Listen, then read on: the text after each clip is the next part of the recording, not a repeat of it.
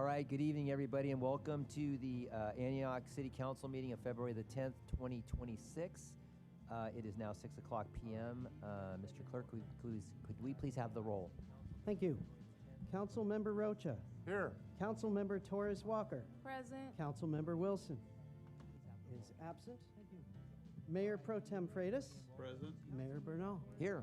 Thank you. We have a quorum at 6 o'clock p.m. All right, will you please join me in the Pledge of Allegiance? Mayor Pro Tem Freitas. Mayor Bernal. All right, good evening, everybody, and welcome to the Antioch City Council meeting of February the 10th, 2026. Councilmember It Wilson. is now 6 o'clock p.m. Mr. Clerk, Mayor could Pro we please Tem have the roll? Freitas. Thank you.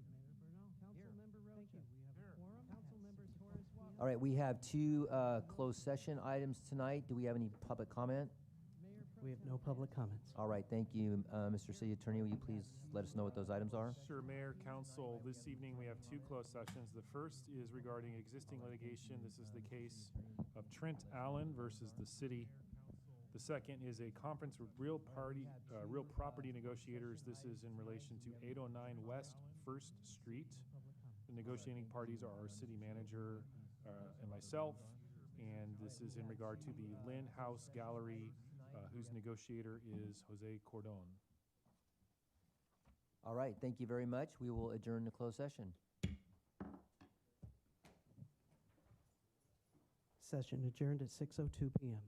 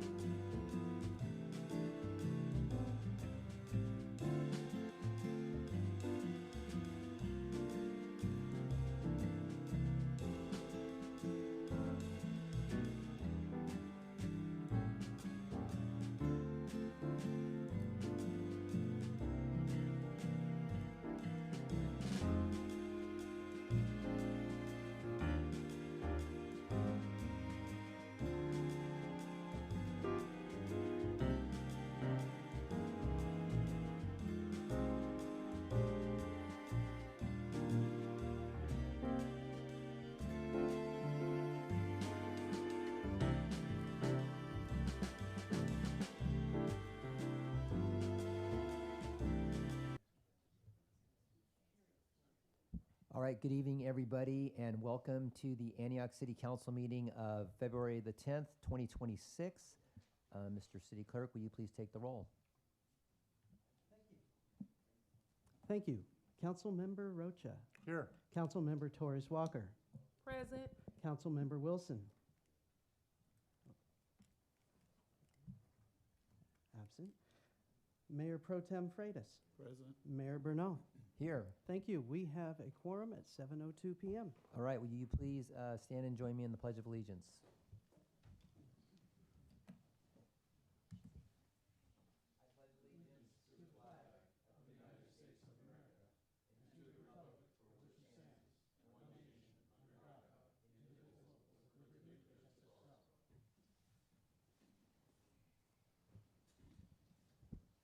All right, we had a closed session, and Mr. City Attorney, will you please report out? Yes, there were 2 items on the closed session calendar for tonight. The first was conference with legal counsel, existing litigation pursuant to California Government Code Section 54.956.9 sub D sub 1, Trent Allen et al. Versus City of Antioch et al. There was no reportable action in that matter. The second was conference with real property negotiators pursuant to Government Code Section 54.956.8. Direction was provided to staff.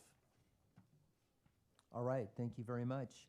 Public comment, Mr. Clerk, how many public comments do we have? We have 3 public comment cards. All right, thank you. Can I please have Satanam, Melissa, and Jim?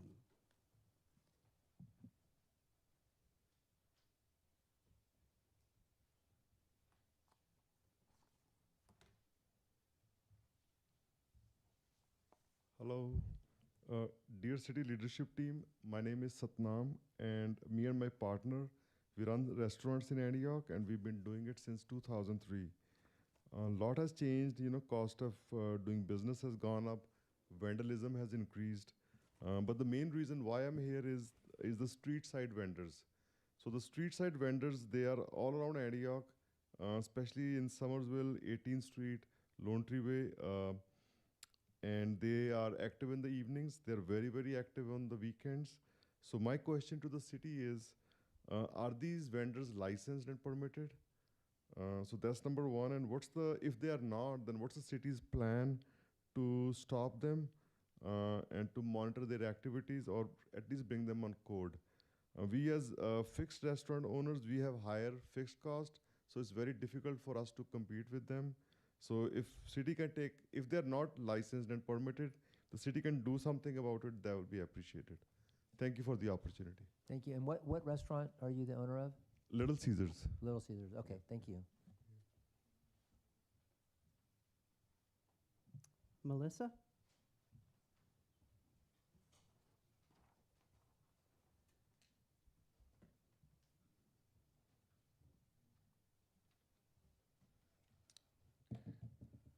Hello.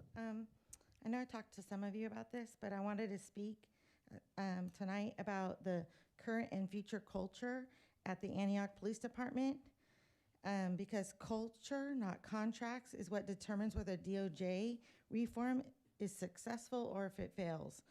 Recently, the POA released a series of highly divisive videos, and to me, it felt like public pressure aimed directly at the neck of this council. My concern tonight is not whether officers receive raises. At this moment, I trust the people on this dais more than I trust the 16 leaders of the APD that remained silent during the vile text message scandal that placed Antioch in national headlines and severely damaged public trust. I believe it is entirely reasonable for the council to ask for compensation discussions until the upcoming budget negotiations this spring/summer. This is not punitive to me. This is just logical. What troubled me about those videos was not the request for higher pay, but the way it was framed, as if it were simply owed to them simply because other cities got more pay. Those other cities were not dealing with DOJ oversight or national embarrassment tied to misconduct. Compensation, like in every other profession, should be tied to demonstrated improvement, accountability, and results. And I just want to, for a point of reference, our city workers came up and were very professional to you and addressed you at the council, and I believe that the dispatchers were as well. So there's your contrast. When I publicly shared 2024 compensation data from Transparent California showing some APD made nearly over $500,000, near or over $500,000, and challenged the messaging in those videos, the PO's account eventually went silent for 4 days. Public responses came almost exclusively from current, former officers and their families. Meanwhile, I received multiple private messages from residents who agreed with me but were afraid to speak publicly. And that says a lot about the trust in APD leadership. Today, the POA claimed they offered to meet with me. That's not true, so they're lying. What was offered was for me to sit with a dispatcher. And I want to be very clear, my concern is not for the dispatchers. My concern is the culture of the leadership within APD and the POA. Publicly claiming transparency while misrepresenting my private outreach to me just breaks my trust more. Culture is revealed by how leadership responds to criticism. What I see here is a pattern of legitimate concerns are met with defensiveness from them instead of accountability. This is not a sustainable culture. I have a lot more to say, but I'm running out of time. So I'll just end with culture over contracts. Thank you. All right, thank you. And if anybody saw us making expressions or thumbs up from Councilmember Torres Walker, we saw Josiah walk in his suit and tie, and we were impressed by that. So sorry that wasn't anything towards the speaker right there. So I want to let you all know that. All right, next speaker, please. Jim, followed by Crystal and Leonardo. Well, I guess I won't wear my Mickey Mouse jacket next time.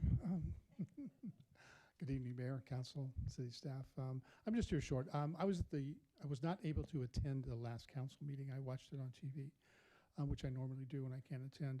I want to thank Pro Tem Don Freitas for asking Bessie to put the video that was shown about the water treatment plants and the water system in Antioch on during the council meeting. I thought it was relevant. I thought it was done very well. I thought it was very positive, and it certainly answered some questions for me, and I've lived in this town for 67 years about how water bills are applied and that type of thing. I would encourage that if there's any more of those type of videos laying around anywhere, that we do take a few minutes at each council meeting and broadcast those. Like I said, I thought it was extremely positive, well done. And I also believe that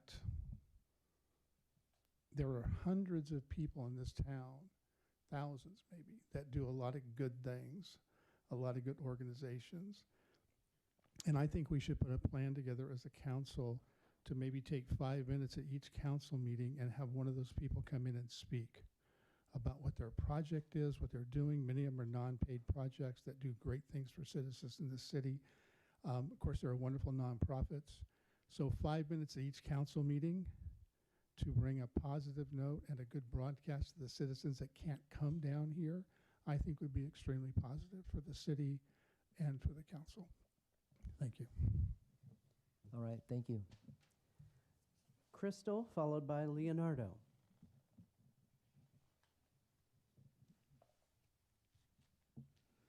Hello, City Council members. So tonight I wanted to talk about the enforcement that's happening, parking enforcement, whoever the enforcement officers are that are coming over on Sycamore area, and people live in their cars over there, okay? We have nowhere for them to go, nowhere. So if cars are, I'm not sure if their cars are being taken, but they are doing enforcement over there. They are ticketing people. They are talking to people. It's just not the right time. We have another time that it can be done during the summer when it's not freezing cold outside.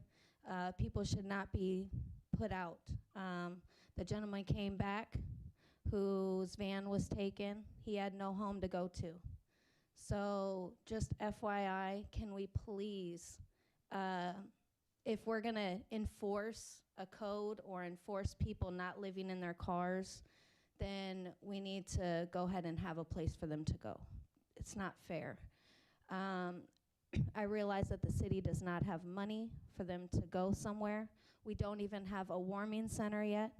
So can we talk about a warming center? Can we get a warming center together? I realize I haven't been here in a couple of meetings, but we need something.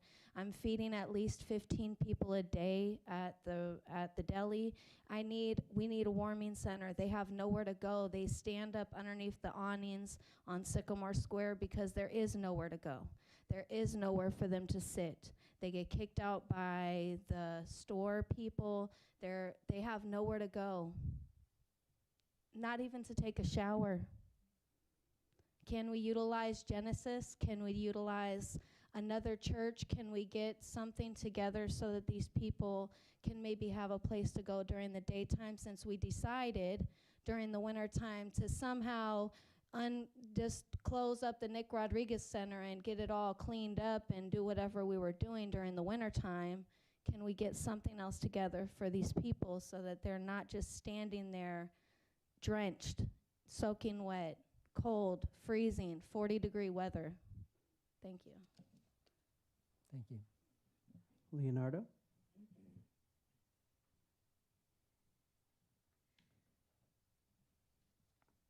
Hi.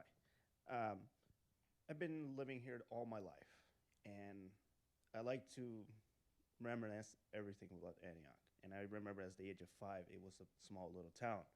Christ's sake, it used to be a 2-lane freeway before the expansion, before everybody started migrating here. It's a series of, like how the first person said, vandalism, theft, larceny, everything. It has spiraled out of control. And I'm seeing a lot of now vacant buildings. Even now, Rayleigh's is closing. And I'm seeing right next to a 7-Eleven where people are shooting up, getting high in front of residential neighborhoods on Davidson Avenue. And it hurts me because these kids are going to be seeing this every day, and I don't want them to, like, I don't know what, like how the last person said, like, there's no warming centers. And I'm thinking there's like a huge abandoned factory that we could tear it down and make it something like a little small building. And also with the police budget, it's like, it's very hard to enforce these kind of stuff. So, and also, and I don't know, it's just like we're seeing new development of lands, but I'm kind of scared that we're only just going to keep building residential neighborhoods and we're just not going to have any businesses in the next couple years or so. And if this is going to be a trend where businesses are going to be now leaving, going to Brentwood, Oakley, Pittsburgh, they're thriving. And here we are, like, being like looked at like as if we're just a joke. I mean, I'm working in Walnut Creek, and everybody's, whenever they tell me where I'm coming from, I'm telling them I come from Antioch. They're just like, oh, that area? They're not gonna think of us as like a normal town. They're just gonna think of us just another shanky town. Like, it's just that we're having a bad reputation. We're kind of on the right foot. We're seeing small businesses thriving, which I do appreciate. But it seems like when there's homelessness involved, especially downtown, where I was just there the other day, Rosa Camp's right next to the railroad tracks. It's just like they're human, yes, but it should at least have been one concentrated area where we could have like on queue of people just helping them, treating them. And I know it's, like I said, it's a lot of money, but we're running out of options, and it's already now becoming a problem. I'm already having to deal with homeless people right around the corner where I'm living, and it's kids involved too, and it's kind of like concerning to say the least. I'm seeing RVs parked here and there, and I'm concerned if there's going to be a next potential meth lab down there, and it's just not fair. It's just like, I've been living here all my life, and it's just, it hurts me. It hurts me mostly to me, so it's as much as I. All right, thank you.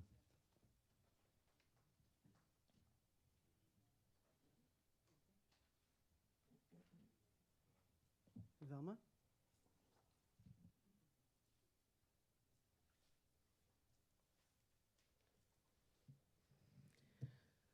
Well, good evening, council, and Happy New Year.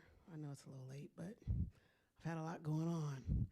First, I want to say thank you to all of you, the council, the city manager, the assistants, everyone that just called and reached out to me when my husband suddenly passed on December 29th. It's a hard hit, but I serve a God who's sovereign and holy and faithful.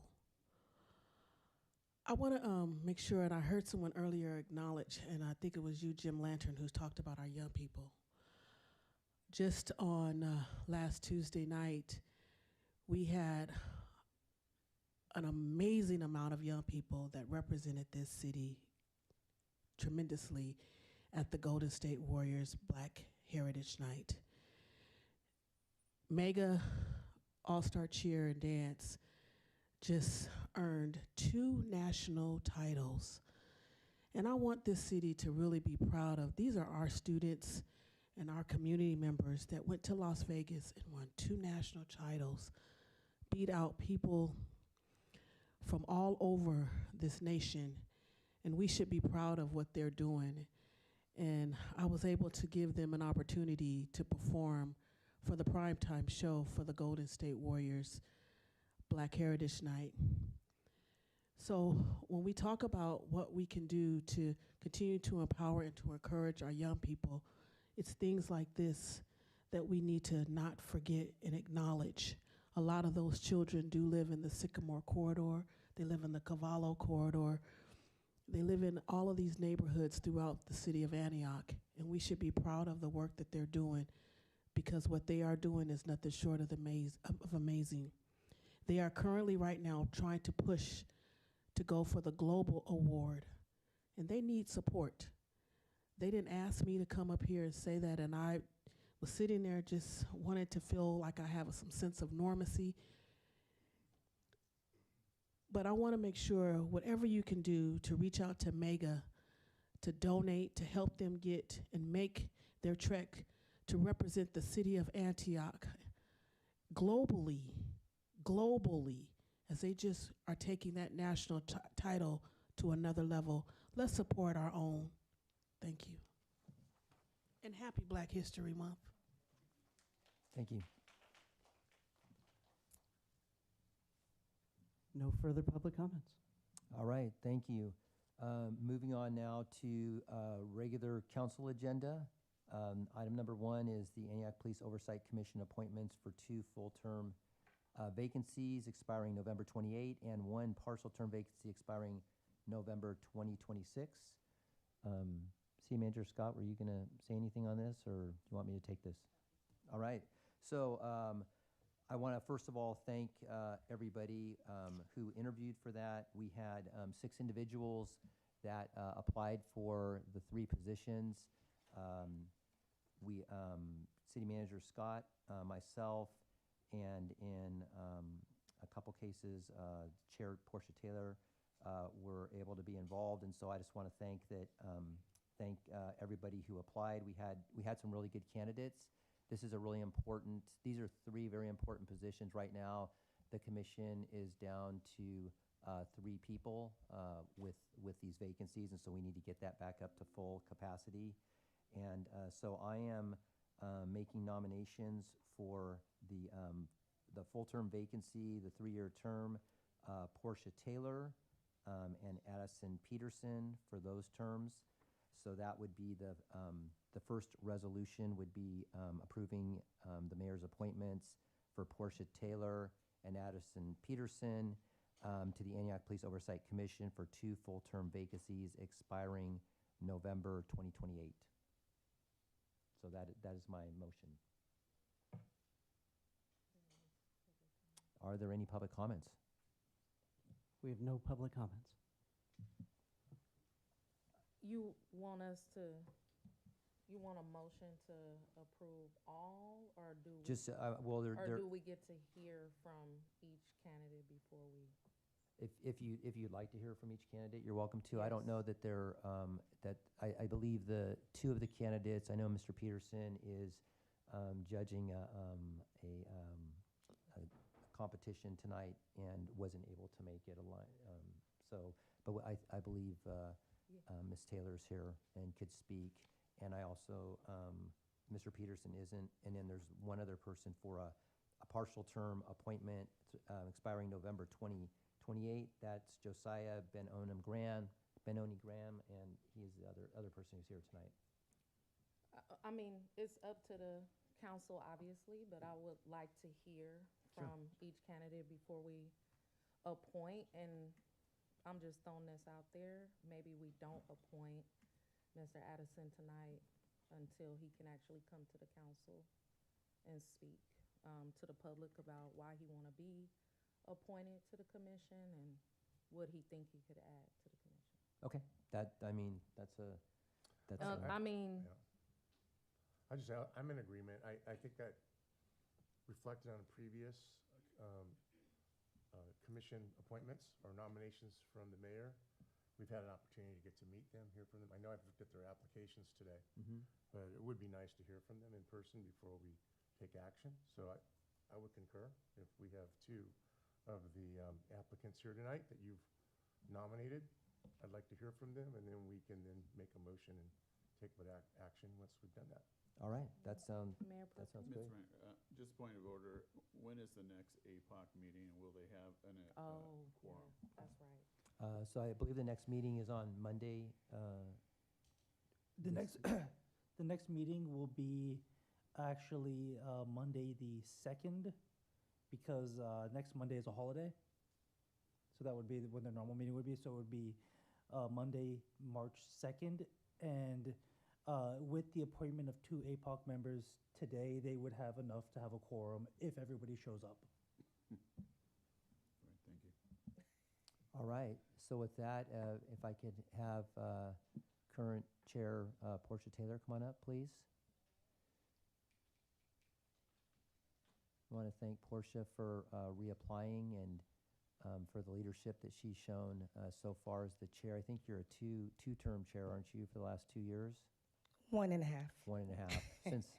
So so yeah, if you could just tell us a little bit about why you like to continue in your service. Sure. I'm an original commissioner for the oversight of the police in this city. And I think what we as a commission have done so far is just in the beginning phases. And I think it would be remiss for me to leave when we're just in the stages of breaking ground. We came in flexibility. We got a new administration. We got a new city manager. And our commission has had several different people join and fall off during the time. And I think the city deserves stability. And it would have been remiss, again, for me to leave when we have just gotten to a place where we are finally making the change that the city asked for. All right. Thank you. Does any of the council have any questions for Ms. Taylor? No? Okay. Thank you. I do just want to say I'm also a mega mom. So shout out to Velma and the police, because they played with Mega early in the year. And yes, support Mega. All right. Thank you. All right, our other nominee is Josiah Benoni Graham. He is actually an intern up in the city manager's office and has been doing an excellent job. He's been attending quite a few city council meetings. I consider him in the youth category. He's under 25 years old, if I can say that. So one of the desires of the city council was that we were going to see some more young people be in positions of commissions and leadership. And so, Josiah, if you'd like to come on down and say a few words, please. And you look sharp tonight, by the way.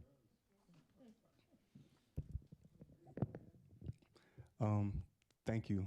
I'd like to clarify that I did resign from my role at the city effective today after my shift ended. Because to my understanding, current city employees aren't allowed to be on the commission. So I applied because I'm from Antioch. I've been here ever since I was 2 days old. I was born while my mother was incarcerated. My grandma took me, and I was in and out of foster care, and she raised me here in Antioch. I've had positive encounters with the police. People around me had negative encounters, but I believe Antioch's at an inflection point. I think we're deciding what direction we want to take the city and what kind of community we want to be. and I like to represent the youth who I believe there shouldn't be anything about us without us, and I think we need a meaningful seat at the table. All right. Thank you, Josiah. Well said. Does anybody have any questions for Josiah?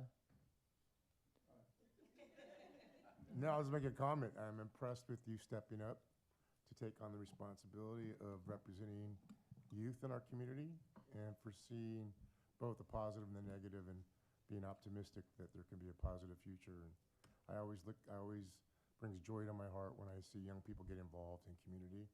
So thank you for stepping up. Thank you so much, Josiah. I was like, he speaks. You're always so very poised and quiet and paying attention. I'm glad you took this step in your leadership. I'm looking forward to hearing more from you on this commission. You do have power there. You don't have to be voiceless there. Maybe one day you could be the chair. And that's what's important about you stepping into this role and inspiring other young adults. You will be the second young person appointed to the commission in this city. And I'm really excited about you both setting an example for the next generation of leadership in Antioch. So thank you. All right. Before we go further, do we have any public comment on this item? Yes. Devin?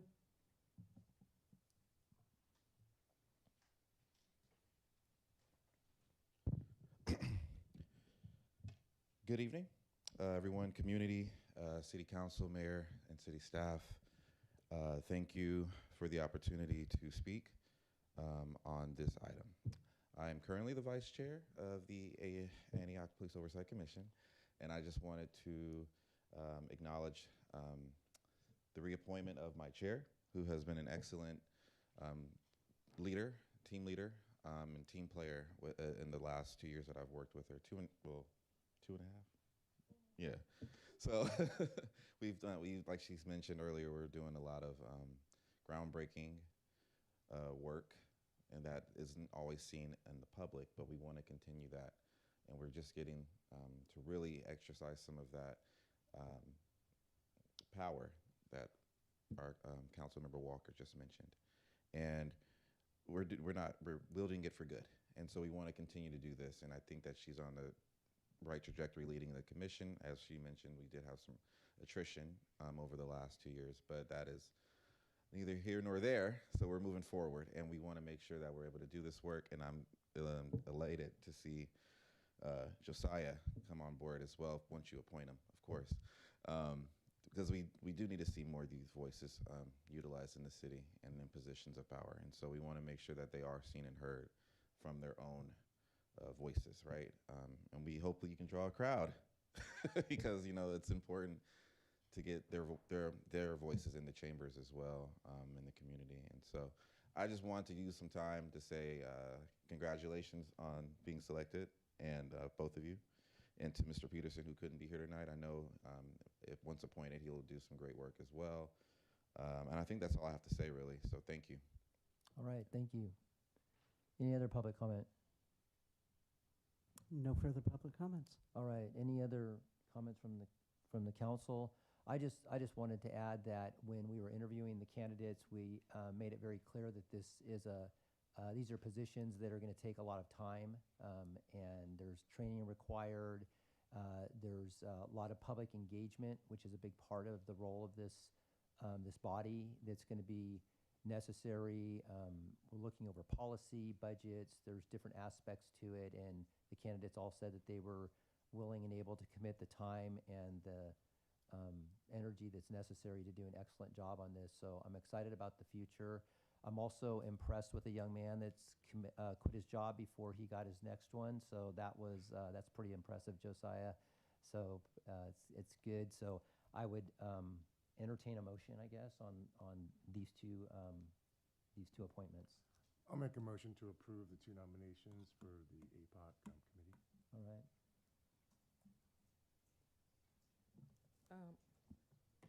Second, and I'm just wondering if we need clarification. So the appointment is 1 full-term vacancy being approved tonight for Portia Taylor and one partial term vacancy expiring November 2026 for Josiah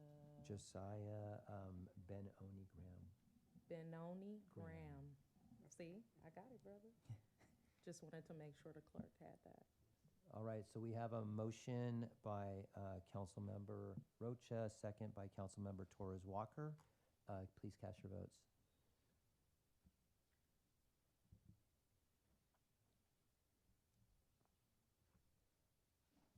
Motion passes 4-0. All right, congratulations.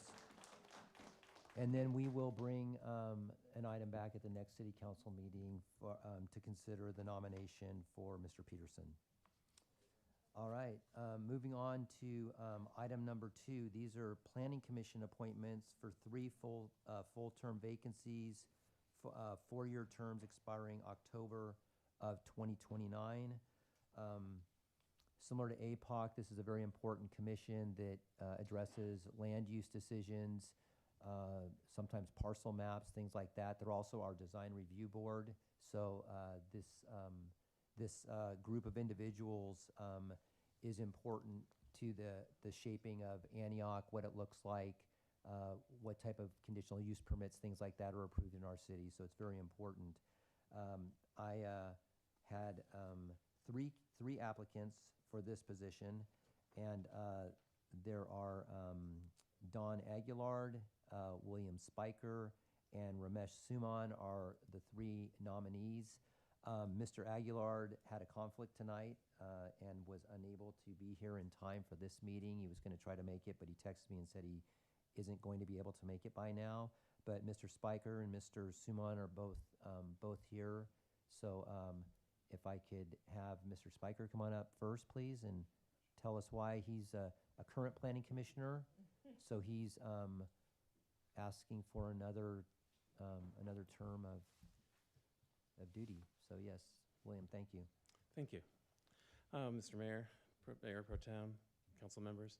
I've had the pleasure and the honor of serving on the Planning Commission since July of last year, filling a vacant term. I've found working with my fellow planning commissioners to be a real joy, frankly. I think we're all well aligned and as trying to consider the best interests of the city of Antioch, of the applicants that have been, have matters before the commission, as well as trying to have this vision for what Antioch can and should be as a community. So I really appreciate Mayor Bernal recommending me for the next 4-year term, and I really would hope that you strongly consider my application. All right. Any questions for Mr. Spiker? No? All right. Thank you. Thank you. The other person who is here tonight, Mr. Suman, is also a commissioner currently and has been doing an excellent job. So if you'd like to come up and say a few words and let us know why you'd like to continue in that role. Good evening, Mayor and City Council members and the staff. I want to thank you for the opportunity of working with the Planning Commission for the last 1 year. And I'm really happy I was recommended for another 4 years to be part of the Planning Commission. I've been a business owner in this city for last 31 years. I'm on brokerage, so I'm well aware of the land use and housing and the crisis, homelessness. Like any other city, Antioch is not immune to homelessness and the other issues that come with it. So I see as Planning Commission at this point is pretty strong. They make the right decisions. I want to be part of it. And I will do whatever is good for the city of Antioch, whatever moves the city of Antioch towards brighter future, greater goal. Try to eradicate homelessness, do something, affordable housing. Those are things that are in my mind. So I hope you can consider me as one of the commissioners. I would appreciate it. Thank you very much. All right. Thank you, Mr. Suman. Any questions? No. Thank you for staying. both. Another 4 years. It's amazing work. Thank you so much.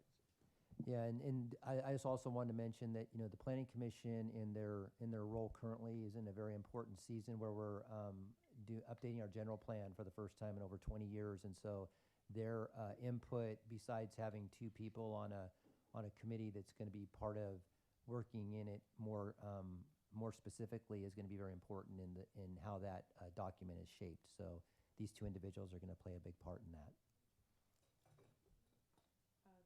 I guess for the sake of consistency, I would like this. Can I ask for public comment first? Oh. Is there any public comment on this item? We have no public comments. Okay, thank you. Mayor, for the sake of consistency, I would like to ask that we appoint the two individuals who are here tonight and hold over the individual who isn't here tonight to the next council meeting. Okay, we have a motion to appoint William Spiger and Ramesh Suman for the 4-year terms. Yes. Okay. Do I have a second? I'll second that. All right. Councilmember Torres Walker made a motion. Councilmember Roach has seconded. Please cast your votes.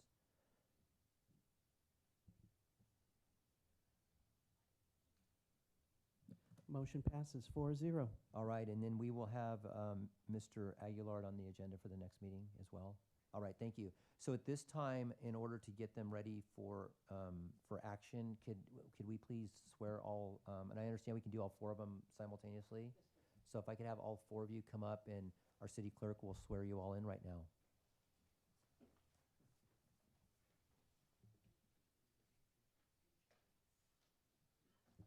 So I think the city clerk's going to stand at the microphone, and I think you all are going to stand up here facing him.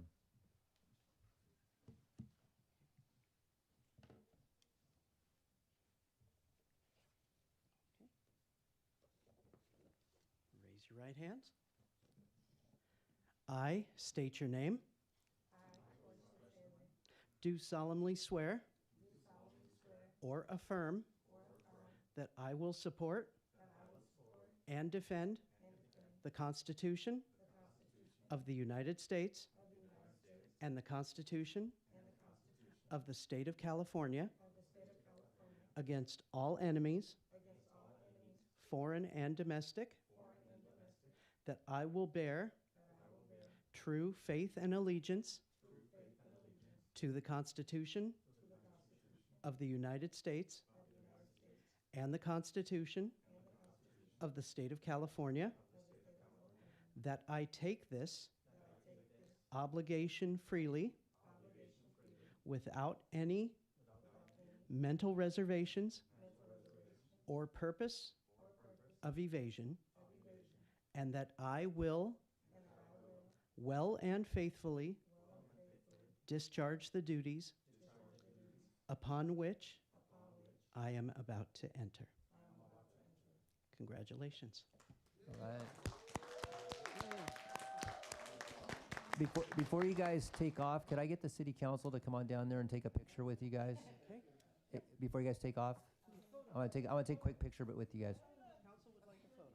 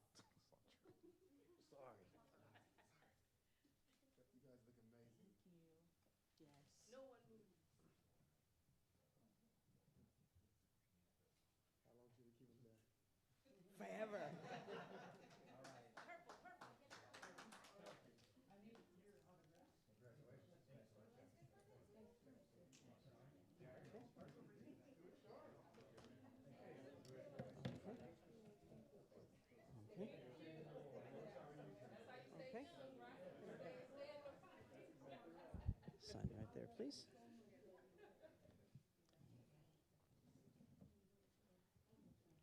Okay, and one more on that one. Okay, oops, sorry. And then this is yours. You're very welcome. Congratulations. Okay, Mr. Spiker. There we go. Your autograph right there, please. By the way, Melissa, I noticed something that was posted that More? today is your birthday. Yes, it is. Congratulations. It's also You're very mine. welcome. This is yours. There you go. Thank you very much. Thank you. Yeah. Is it really your birthday? Yes. Oh, they're Aquarius. It's both their birthday. I'm Aquarius too. There you go. Now we know. Yeah. Look, exactly. We can tell. We know. What do we all have Oh, in one common? more. Look, right. Fortitude. Thank you. Well, of all the, Look, the nice players. yeah. There you go. Congratulations. You're very welcome. Yeah, right. Hey, my dad was Aquarius, so I know that. So of all the parts while they're Get your finishing autograph signing, right there, please. of all the parts of this job, this is one of the funnest parts because we have members of our community that are engaging in really important commissions that are making a difference. Once And more, so, right there. if anybody else is interested, we're going to be hearing an announcement in a few minutes about openings for Board of Administrative Appeals, for Oversight Commission. There's different openings that are available, There and we'd you love go. for folks to Congratulations. sign up for them if they're interested. All right. So our city clerk's going to make his way back to his station, and then we will continue on. All right. Our next regular agenda item is item number 3, fiscal year 2025-26 general fund budget update. City Manager Scott. Yes, thank you so much. This is a carryover from last meeting. So you all requested periodic updates, and I think it's obviously interest to the public as well. So for the fiscal year 25-26 general fund budget, our finance director is here to give the update. There's a presentation that you're going to see that provides a fiscal year-to-date budget to actuals comparison through December 31st of 2025, representing the first 6 months of our fiscal year and 50% of the total budget. Actual to expected results are provided in the presentation with explanations of any updates and our significant variances. Good evening, Mayor and Council. Let's see if I can get the presentation, figure out how to get it on the screen here. Oh, there we go. So we last provided a budget update in September, and it was for the first 2 months of the fiscal year through August 31st. As I mentioned, we weren't really very far along in the year. We don't get like a significant property tax allocation until December. So the city manager and I recommended for us to come back after January once we had kind of received 50% for most revenues and expenditures. Not all of them are cyclical, but that way we could give you a better update of how the current fiscal year is looking. So on this first page of the slide, we have our budget summary. As of right now, we have $94,296,782 in projected revenues. There's $5 million being utilized of the budget stabilization funds that was approved in the adopted budget. And we're using fund balance of $11,657,947 to offset total expenditures of $110,954,729. Our beginning fund balance, at the prior presentation in September, we only had a projected ending fund beginning balance because we had not completed our fiscal year 2025 close, and our audited financial statements were not done. Those are done, so our beginning balance, meaning what we closed for the general fund balance, that's June 30th, 2025, starting with fiscal year 26, which began July 1st, 2025, of $49,825,498. With using appropriated fund balance of $11,657,947, we have a projected ending fund balance for June 30th, 2026 of $38,167,551. This still meets the minimum fund balance requirement. It's above the 20% of unassigned reserves. Yes. Do you want questions during your presentation or after? I will leave it up to the city council's purview what you would like to do.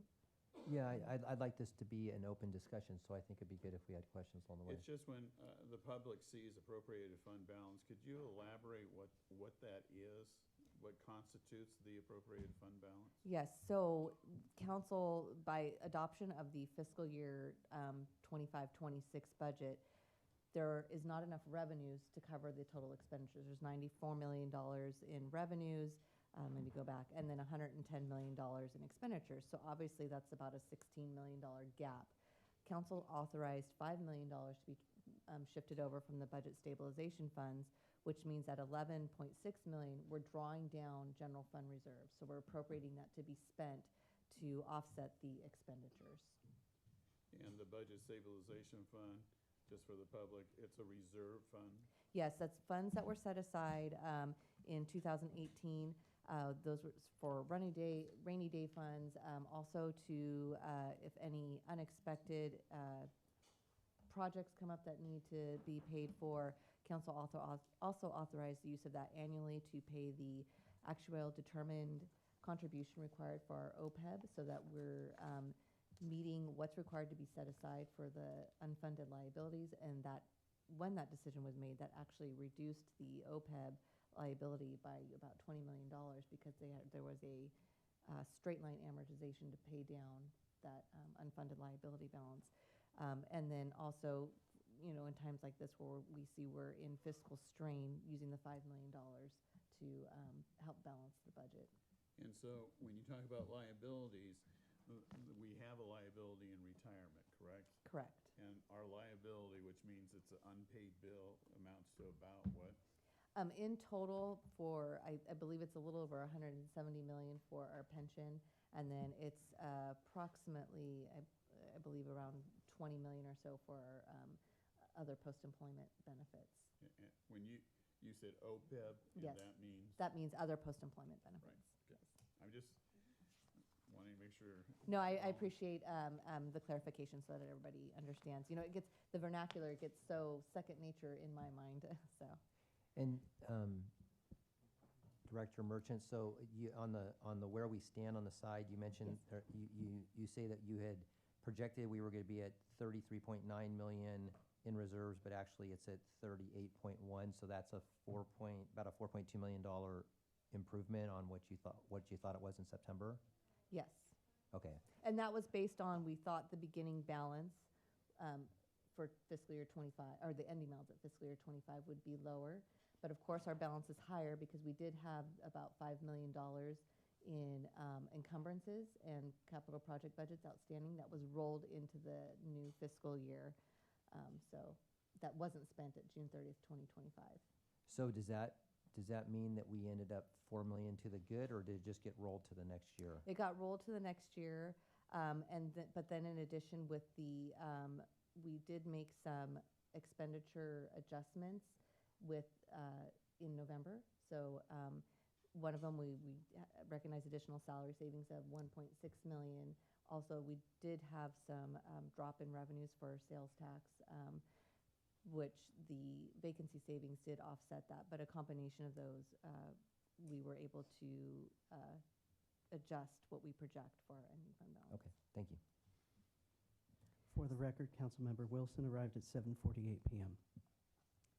So our revenues as of December 31st, 2025, we would expect that we'd be at approximately 50%, although as you can see from here, we're at about 34.78%. We are going to go through the expenditure variances coming on, but you can see we have the 94.3 million budgeted in revenues, and as of December 31st, we've received just about 32.8 million, which is 34.78 of the total projected revenues for the fiscal year. So now I can go through the revenue variances. Taxes are. Can we go back? Mm-hmm. Yes. Can we go back, please?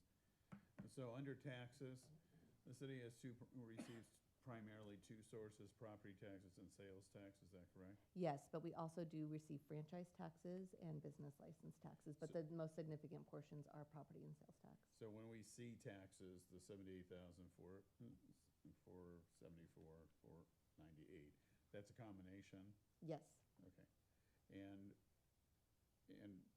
because we've received the receipts, particularly the first disbursement, I assume, from the property taxes, the other two disbursements come later in the year? Yes, so property taxes, we get the first disbursement in December, and we get 55% of the amount. However, with the sales tax, we do not get the first allocation until September because sales tax is 2 months behind. So the state collects it, they calculate the allocations to the cities, and then 2 months later, we get the deposits to us for the sales tax. So as you can see on this next slide, sales tax through December is only for collections through October, so it doesn't represent anything we've received for November and December. We'll get those in the February and March timeframe. And then our gas and electric franchise payments, which are budgeted at about 2.1 million, those are paid in one lump sum of April. So again, that skews the percentage a little bit. And then cable and refuge franchise payments are paid quarterly after the quarter end. So we've only gotten one quarter, which is the quarter ended September 30th, as of December, and then the next quarter, those payments come in mid-January to the beginning of February. So on the prior slide, can you explain what transfers in means? Yes, so we have transfers in from several funds. One, for example, we have money coming in from the police CFD funds, so that supports the police. CFD is? Community Facilities District. So we have two police community facilities districts that, where certain community facility district areas in the city collect an assessment for police services. So once we collect that money, it's set aside in a special revenue fund, and the money gets transferred into the general fund to pay for police services. We also have, when we do get Edward J. Burns Memorial Grant Funds for the police department, those are usually about $45,000 a year. As that money gets spent out of the police department budget, those grant funds reimburse the general fund for that. And so on the next slide, I just have one question. It's on the third bullet under the cable and refuge franchises. Why is there a lag there? Well, they are required to pay quarterly. So once the quarter closes, then they remit. So after, for example, for when September closes, we get the payments near mid to late October and then the beginning of November. So the second quarter, we haven't received those payments yet as of December 31st. Those payments came in at January and then the beginning of February. So I raise this just so the audience knows that our money does not come monthly. Some is quarterly. We have 55, 40, and 5% for property taxes and things of that sort. And yet we do need cash flow in order to pay all of our bills, and that's where that appropriated. Yes, and any reserves that we have on hand do supplement, they cover until the money comes in. So it's always important to have adequate cash flows on hand to support several months of expenditures.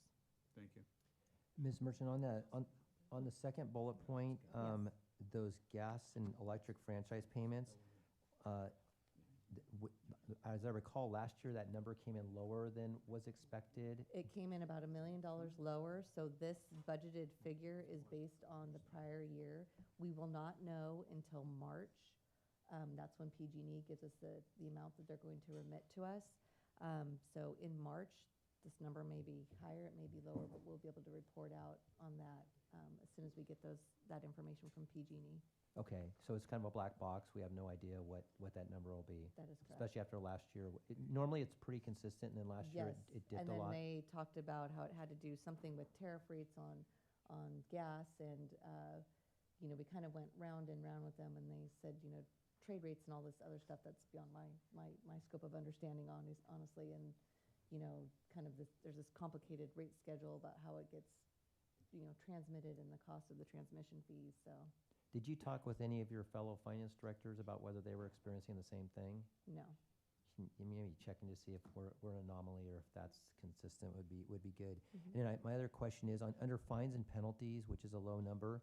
What does that include? What is included under fines and penalties? It's really not, it's late fees that they might get. Oh, so we have vehicle code fines, so that comes in from the police department. That's when there's like traffic tickets issued, when we get a portion of those fines. And then there is some, that's the main thing in that category. And I think then there's some late penalties for, I want to say it might be the, honestly, I can't recall it off the top of my head, but I know it is vehicle code fines that is in there. So that doesn't include code enforcement fines? No, those are, because code enforcement fines go into assessment revenue. So, Okay. and it falls into that current service charges row. Okay, got it. Thank you. Mr. Mayor? Yes. I do have a question, Ms. Merchant, and because on another subject, we found that one of the local businesses have been tardy with regards to transit occupancy tax as well as water and things of that sort, and fees are attached. How much exposure do we have? You know, I mean, we learned about it recently as a whole council, but how big of a figure is this? People who owe us money as well as penalties? Well, for the transient occupancy tax, I want to at least say, fortunately, it's not a huge financial impact to our bottom line. And I'm not trying to say that any amount is, in general, we typically only receive about $300,000 in a year, and that money is divided 70% to the general fund and 30% to our civic arts fund to pay for events downtown, like the summer concert series and so forth. And with the not paying, of course, we have assessed significant amounts against some operators that have not been paying timely. Thankfully, like I said, we do have the reserves to cover that money not coming in, but we are pursuing actions with the assistance of the city attorney's office to work on collections for those that are behind. So institutionally, I assume if somebody's a non-payment, you know, maybe 30 days or 60 days, it triggers something that we immediately try to go after the dollars? Yeah, so depending on the nature, if it's transient occupancy tax, they have to pay quarterly. So we are following up after, and they have 30 days after the end of the quarter. So we're following up and working with the proprietors for that. But if it's other type of receivables that we bill anybody in the public for, we will follow up after 30 days, and then for those, we will actually send them to collections after a certain time frame. If we have individual or business, I guess, that hasn't paid their TOT, the transit occupancy tax, and it just keeps on growing, what happens? What happens to the debt? Does it just keep growing? Well, it does keep growing. They do get assessed interest and penalties, but again, we are working with the city attorney's office on those ones that are behind for collection efforts, because one, our municipal code doesn't give us a whole lot of teeth, and there's certain procedures that we have to go through to go through collections for these. So, city attorney, so can we strengthen our ordinance? Is it old and we're just living with something that's been around for decades? Yes, there are certain ways that we can strengthen the ordinance. There's also other administrative steps that we can take, which which I have discussed with Ms. Merchant's department, where it comes to maybe short of filing a lawsuit or something like that, trying to gain compliance with these vendors' tax obligations. So, Ms. Scott, I know an item's coming up with regards to, you know, some of the 90-day issues. I would definitely put this on, you know, because after 30 or 60 days, you know, either a lien on the property or some way for us to collect, because not collecting it impacts city services. So. And in order to do that, we need several administrative and operational structures, not only different positions, but also another deputy city attorney, because it is litigation, meaning someone's job will be fines and fees which we've discussed at the city attorney's Well, office. I'm It not is- sure I'm there, but I Well- do want to see us. Yes. You know, I'm just letting you know the collecting operational our constraints. with the existing staff. Yeah, and I can tell you, They at don't have least the with the bandwidth, TOT, right now, the ordinance doesn't allow us to lien. So that's, but I can tell you, we've definitely been working with the city attorney's office, and we're working on a process right now that we have to follow with our existing code and the steps in the administrative process. We're working closely with them But to. could get we this. put a lien? Probably not without changing our ordinance to allow us to. Okay. That, let's change Right. the ordinance. I mean, I don't understand the reluctance of keeping an ordinance that's not working for us. So I would suggest that we visit that. Yeah, we can talk about that as part of the budget, so, okay. Any other questions on this page or these pages from council? Okay, so for licenses and permits, the encroachment and building permit revenues are exceeding collections expectations as of December 31st. Public Works and Community Development are reviewing anticipated permits for the remainder of the fiscal year, and any proposed adjustments will be bring back when we kick off the budget process next month. So, we're looking to potentially adjust the 25-26 revised budgets. And then for investment income and rentals, which interest earnings are exceeding projections, in part due to having higher beginning fund balance, meaning having more cash on hand because we didn't spend down as much last year, and as well as the year-to-date spending follow below expectations. So the investment income budget will be adjusted in the revised 25-26 budget.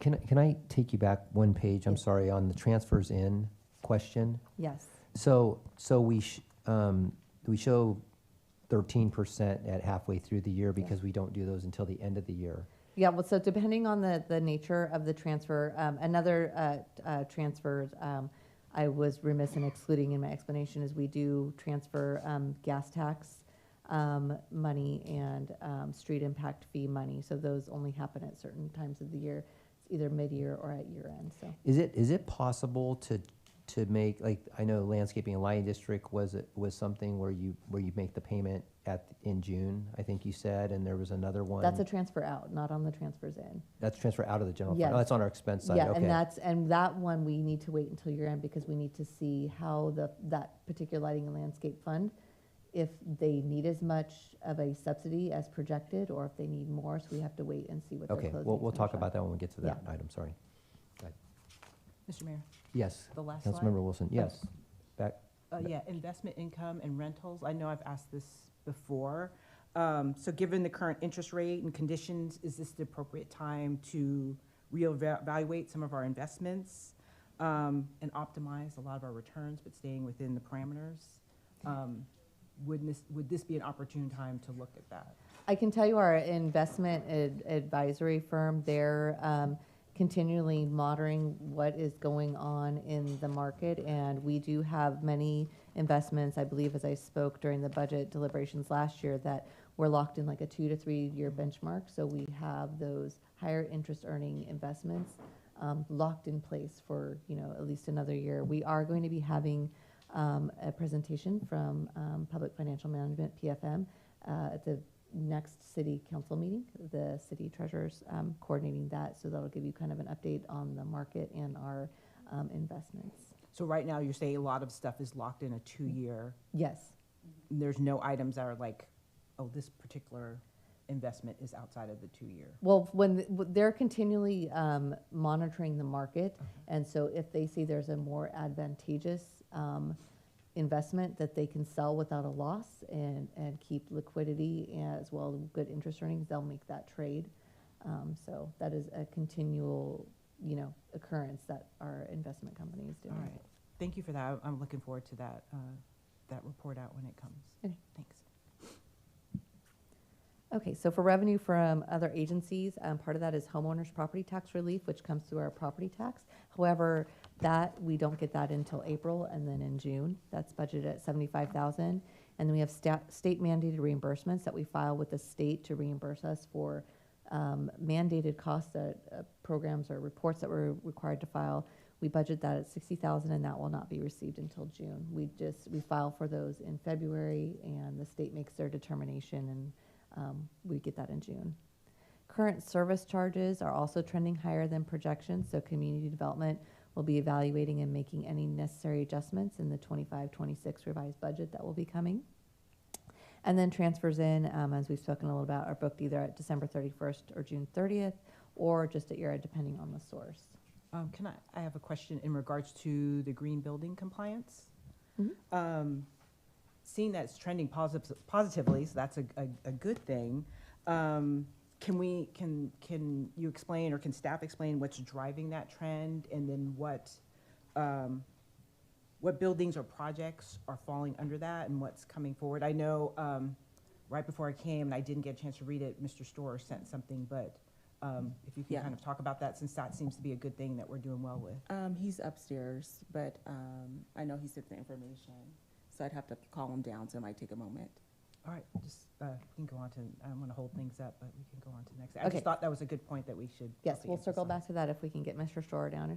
So for expenditures, again, we would expect the 50%. Out of the 110.9 million, we've spent 46.2 million, approximately 41.65 million. So I'll go through the expenditure variances. One, I just want to point out, because it's kind of glaring when you see the non-departmental 74% spent. If you recall, from the presentation in September, we have to pay our general liability insurance premium up front in July. So that premium's, over $4 million. It's not, so theoretically, it's front-loaded. So that's why that percentage appears high. And then by category, personnel, services and supplies, transfers out, and internal services. Personnel, payroll is paid bi-weekly, so there's 26 pay periods in a fiscal year. Therefore, the expected percentage is actually 46.15% as of December 31st, and not 50%. So we're at 48.12%, which we'll explain on the forthcoming slides. Services and supplies at 42.56%, and under 1% for transfers out. And that is really due to the majority of the transfers out are for year-end for the lighting and landscape subsidy, recreation subsidy, and animal services. So we need to wait until we close the year-end to see how much of a subsidy is needed for those programs. So, excuse me, on that item, would it be possible to put half of it in at mid-year and then balance it at the end of the year, so at least these numbers would look closer to reality? Because I mean, I don't know if it just makes it, when you look at the numbers, it would just be easier to try to discern, instead of saying, oh, transfers out's 10 million, it should be 5 million, so actually we're at 51 instead of 100, instead of 46. Is that a possible way of doing it, or is that just not historically how we've done it? It's not historically how we've done it. I mean, it is possible, but just, again, it's just part of our closing process and procedures of what we have, which is why we do it at the year. I just think, for the sake of lay people and even for council members, if it's closer to reality, it just makes it easier to try to figure this out without having to do our own mathematics on it to figure out where we are halfway through the year. Right. Understand. Okay, so for... Excuse me. On that point, but if we don't pay till the very end, June, right, we actually are investing those funds? Right, that is, if we're not, we do keep some money on hand that's not invested in our general account. So we would have more money, and then we do have a money market that we keep at our bank, so that's really liquid that we could, invest in that and earn more interest earnings. I was just, the mayor's comment, I understand, I mean, it would make it a lot easier to comprehend where we're at fiscally, if we didn't hold things to the end of the year. But is there any advantage or disadvantage? That's really the question for me. Yeah, I don't know. I couldn't give a definitive answer on how much of an impact on investment income it would give for just having an additional 6 months for maybe like $1 million. Well, if it were to affect our income, then I'd do the math in my head, right? I mean, I don't want to lose money over this. I just thought if the money's going to be sitting in a money market account regardless, it's just shown in a different account. Right, It'd just be easier for this purpose. right. Is here if you want to go back to Councilmember Wilson's question. Oh, yes. Yes, Director. Mr. Storr, if you could please come to the podium. Yes. I just heard my name and I didn't know what the topic was, so sorry about that. I was just upstairs working. I noticed in the budget report, we've seen an increase in the compliance fees. Well, they're green. trending positively. And just wanted to know what was driving that increase and approximately how many buildings and projects citywide currently fall under this requirement? It's for the green building The green compliance. building compliance. Yeah, so every building permit that we issue has a component of the green building permit fee. So depending on whether it's residential or commercial, it's either 15 to 18% of the valuation. So when we look to the valuation amount for the monies that we collect, you can say basically 15 to 18% is for that specific purpose. You said every building that's currently, Every building permit that we issue. that's currently being issued. Correct, yes, yes, yeah. And in the future, yes. Okay, from what, I'm just curious what year that started till, I'm assuming through now, but. Probably in the last 5 to 10 years is my guess, yeah. So it's nothing, certainly nothing new. It's been around for a while. No, I was just curious. I saw that. That was, that was interesting and was curious about where that fell under. Yeah, and I'll send the city manager a listing or an example of how some of those fees are collected in a typical project, and she can forward that to council. Oh, you did get that one. Yeah, it came right before I came here. Oh, so, okay. Thank you. Mhm. Did that answer your question? Yes. Okay. Okay.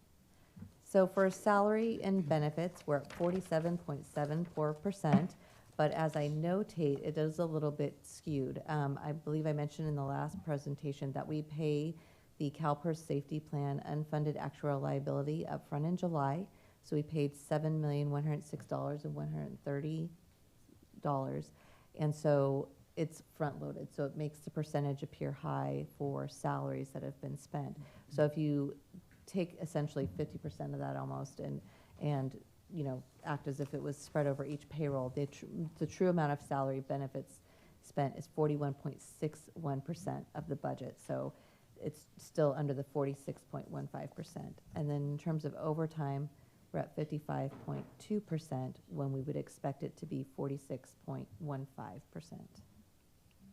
Here is overtime by department. And as you can see, for exceeding overtime is the police department and then community development. So for the police department, it is primarily due to staffing deficit. And then for the code enforcement, which is under the community development umbrella, the OT being higher than budgeted is for Saturday cleanups in partnership with Republic Services and work with the police department's community engagement team. So in terms of expenditure variances, legislative and administrative category, which includes council, attorney, city manager, the clerk, human resources, and treasurer, it's at 30.32%. The percentage appears low due to some projects still getting underway, such as records management and additional operational assessments, and the timing of billings for other contracts, which have just came in after December. So there are also salary savings from unfilled positions as well. However, each of these departments do anticipate to be on track with their budgets as approved for fiscal year 26. The non-departmental, as I've already explained, it's high due to the insurance premium. So 4.7 million was paid in July upfront, causing the percentage spent to be significantly higher than expected results. Public Works is at 32.09%. It's due to several factors: vacancy savings, which will be captured in the revised 25-26 budget, 1.3 million in transfers to the streetlight and landscape district funds, which will not occur until June, which we already discussed previously, and maintenance, paving, and repair projects, which have been scheduled to begin in the second half of the fiscal year. So they should be kicking off later this month or in March, but still anticipated to spend those funds by June 30th.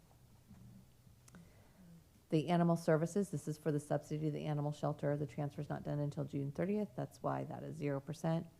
Recreation / community services at 1.16%.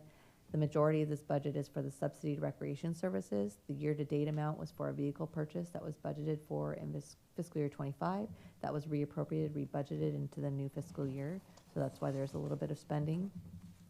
And for public safety and community resources, 26.14% expenditures are below expected due to the undispersed $400,000 that was included in the budget for Home Key Plus, as well as amounts for Antioch's core team and other contracts which will be ramping up in March. And then we have a staffing update as of February 2nd. There are 72 citywide vacancies. 47 of those are in the general fund, and we've listed vacancy numbers by department. A couple key points to point out is that there are 11 people in the academy for the police department as police officers with graduation dates in fiscal year 27 that will occur after July. The city attorney contract is one of those vacancies. There's a city attorney and the deputy city attorney. The contract is actually up for discussion this evening. And then in the city manager office, one of the positions is a grant manager position, which is currently filled on a contract basis. So in closing to the presentation, we have a comprehensive cost allocation and fee study underway. Completion of this project will provide a basis to ensure we are charging adequate fees for services and will aid the city in building the next master fee schedule that will be considered by City Council in May. And fiscal recovery isn't just about numbers, it's about trust, transparency, and stewardship. We will begin budget study sessions for the new cycle in March. And as a reminder, the deficit is real and we can manage it if we are disciplined. The next phase focuses on structural balance, not one-time fixes. And we will, as we move through this process, be requesting council direction to guide priorities, trade-offs, and pace so that we can get our budget into a fiscally manageable position. Thank you. Before we go further with council, are there any public comments on this item? We have no public comments. All right, thank you. Back to council. Ms. Marchant, can you give us a ballpark figure for our ending fund deficit for 25-26? So based on just this first slide, we're still pulling together revised numbers. But at this point, the deficit would theoretically be the appropriated fund balance of the 11.6 million plus that 5 million. So it'd be the $16.6 million. We are in the process of compiling all the numbers. I do anticipate that there will be probably a little over $3 million in additional vacancy savings to be recognized that we'll incorporate into the 25-26 budget. We already did incorporate significant salary savings into the budget when it was adopted. And with the November revised amendment we made, we recognized over $5 million in salary savings. We anticipate more. However, I can tell you that our Human Resources Department is doing an outstanding and amazing job getting through recruitments and hiring. And, as reported last presentation, we hired an enormous amount of people, but then almost the same number left. So it's like we take steps forwards and unfortunately we take steps back. But again, Human Resources has their nose to the grind and are doing an amazing job trying to get all of our vacancies filled. And myself and the city manager will be working with Human Resources when we pull the budget numbers together to get realistic hiring timeframes for what's happening after July to try and incorporate what we believe will be vacancy savings for the next fiscal year. So today, roughly, we have $16 million deficit that we're facing. Yes. And maybe we have $3 million. So it's safe to say our deficit, when the public asks us about fiscal responsibility, is anywhere between $13 to $16 million. Yes. Thank you. How are our sales tax trending? I know that I had heard that, or it had been reported that it had been dropping. What are we seeing in the trends? Yes, we don't have so from the last budget update that we did, we had actually just met with our sales tax consultant. We meet quarterly, so we should be meeting next month once they have the figures for the quarter ending December 31st. But at that time, we did revise down our regular sales tax $1.1 million, which is quite a hit to the city finances. So that was revised to just under 17 million. And they only provided projections for fiscal year 27 at that time to increase only 0.28%, so not very much. And then for Measure W, 1%, we actually projected a slight increase of just over 70,000 for fiscal year 25, 26 to be just over 20 million, and projected to increase 1.2% in fiscal year 27. We, again, will be meeting with them again in March and be able to build any projections to what was provided before revised. And I do have to notify them of the Rayleigh's closing, so they'll have to take that into account into their projections. So. Can you explain, and maybe it's not for this meeting, maybe it's at the budget meeting, but how the point of sale works as far as if somebody buys something from Amazon, from Antioch? Yeah, how so that, it's how the that tax delivery. works? The reason the Measure W is a little bit higher is because it's from the point of delivery if you're ordering from an out-of-state vendor or online. So we're getting those online sales that are being delivered to the city of Antioch. And another big one is for vehicle sales, because no matter where you purchase the vehicle, you're paying the tax rate of where you live. So we're getting that half-cent or the 1 cent Measure W. If you go down to LA, the 1 cent's coming to us. It's not where you're purchasing it from. That's specific for vehicle purchases. So that really helps with our 1 cent sales tax at its point of sale, wherever you're ordering from, and if it's being shipped to Antioch.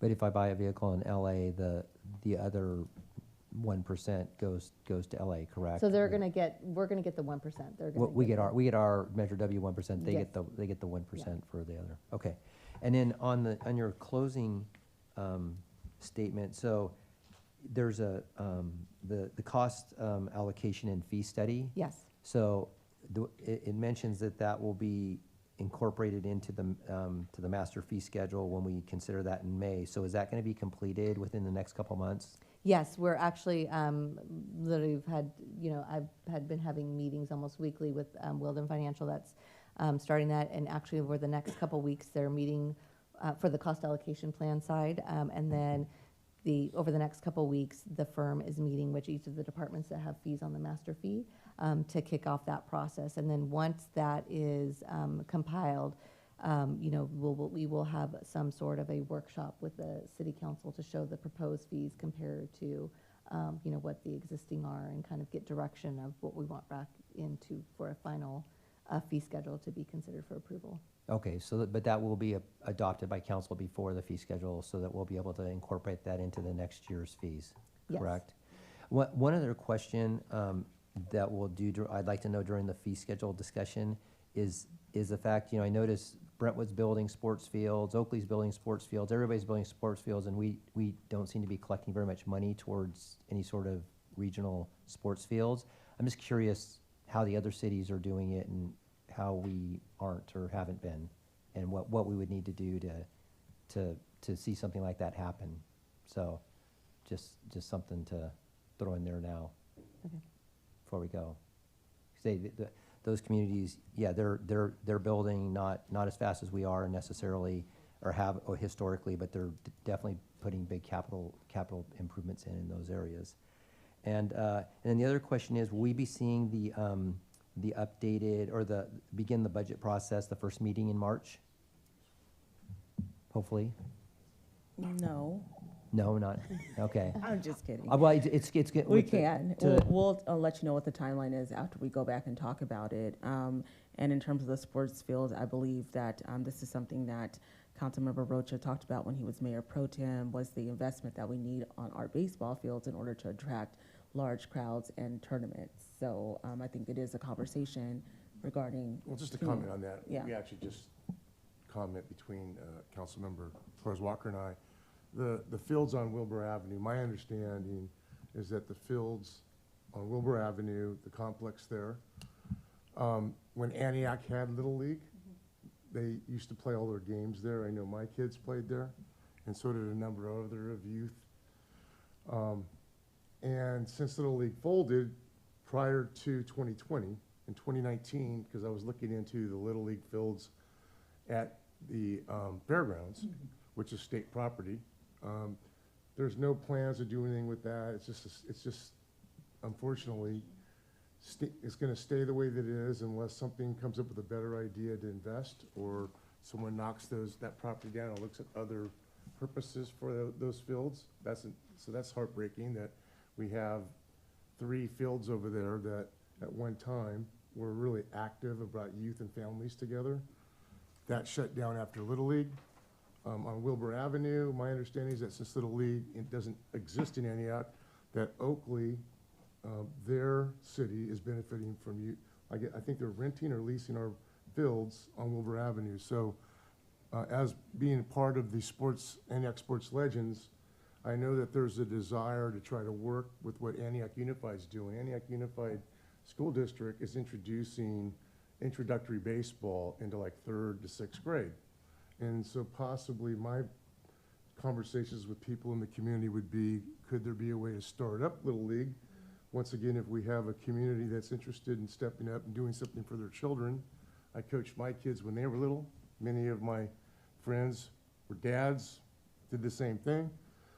So maybe we can find a way to utilize the Wilbur fields as they exist today. And I'm just curious, who owns the property? Is it city-owned property? I'm looking at Don Freitas because I know he's the historian here. And it's just a shame that we have facilities You don't own that, do you? like at the fairgrounds that have. We don't just- own that property. I'm sorry? We don't own that We property. don't, so I'd like to know who owns the property on Wilbur Avenue so we can look further into that. That's an ask, I guess. So the reason, thank you, Councilmember Rocha. The reason for my ask about having the first meeting in March is because with the 13 to 16, to Mayor Pro Tem Freitas's comment, $13 to $16 million, we have some work to do. We don't want to have a lot of meetings like we did last year, right? We'd like to kind of hopefully be able to, hit it as early as possible and get through it. So that was just the reason for the ask. I'm ready for 4 meetings a month. You. I thought we was doing that. I was prepared. Well, we probably will be, so, yeah, maybe 5. All right, any other questions or comments from council on this? Yeah, sure. I'd just like to thank Ms. Merchant for your presentation. I think it's transparent and really for the community and for us up here, it's really a sobering reality of what we're faced with. We had a larger deficit last year coming into this. We were able to work that down, but we realize it's a 2-year project. And for the community and for those that may be interested in what are we doing about it, I think this is what we're doing about it. We're looking at where we're at. We're trying to get an accurate assessment of where we're at and where we're going. And hopefully we'll get some numbers that are a little bit more on point with when fees are collected and so forth. And then we can make some educated decisions on how we're going to fund programs and address issues with our employee groups, because it's high priority to all of us. But sometimes I think not knowing, people think that maybe things just aren't happening or they're being neglected. And I appreciate, Ms. Merchant, you sharing very clearly where we're at mid-year, where we're at in February as we move forward to the first quarter of 2026, because I think it's helpful information to see where we're at, and hopefully we can develop a plan that will bring us and move us forward to get to a place where we all want to get to. All right, thank you. Thank you, Ms. Merchant, for the presentation. I know you work really hard. I don't have a lot of questions because I know we'll be meeting tomorrow, so I plan to get all my questions answered then. I know that, I have heard that you have been ringing the bell since 2012 about impending deficits in the city. And so I think it's actually time to think about economic development and growth related to growth as a priority, which I don't think has been. And I'm interested in hearing a lot more of what you have to say tomorrow in our meeting. All right, thank you very much. Thank you, Ms. Merchant. Excellent job as always, so appreciate it. Thank you. All right, I would like to suspend the rules, and we have some young ladies from Deer Valley High School here that want to make a presentation about smoke-free multi-unit housing in Antioch, and they have school tomorrow, I think. So I would like to move item number 8, presentations, at least the first part of it, up to the next item in the agenda. We have a motion from Councilmember Freitas. Second. Second from, or excuse me, from Mayor Pro Tem Freitas, Councilmember Wilson, second. I'm sorry, just to clarify, is the motion to move both the presentations or just one of the presentations? Just one of the presentations. The smoke-free multi-unit housing. All right, we have a motion from Mayor Pro Tem Freitas, second from Councilmember Wilson. Please cast your votes.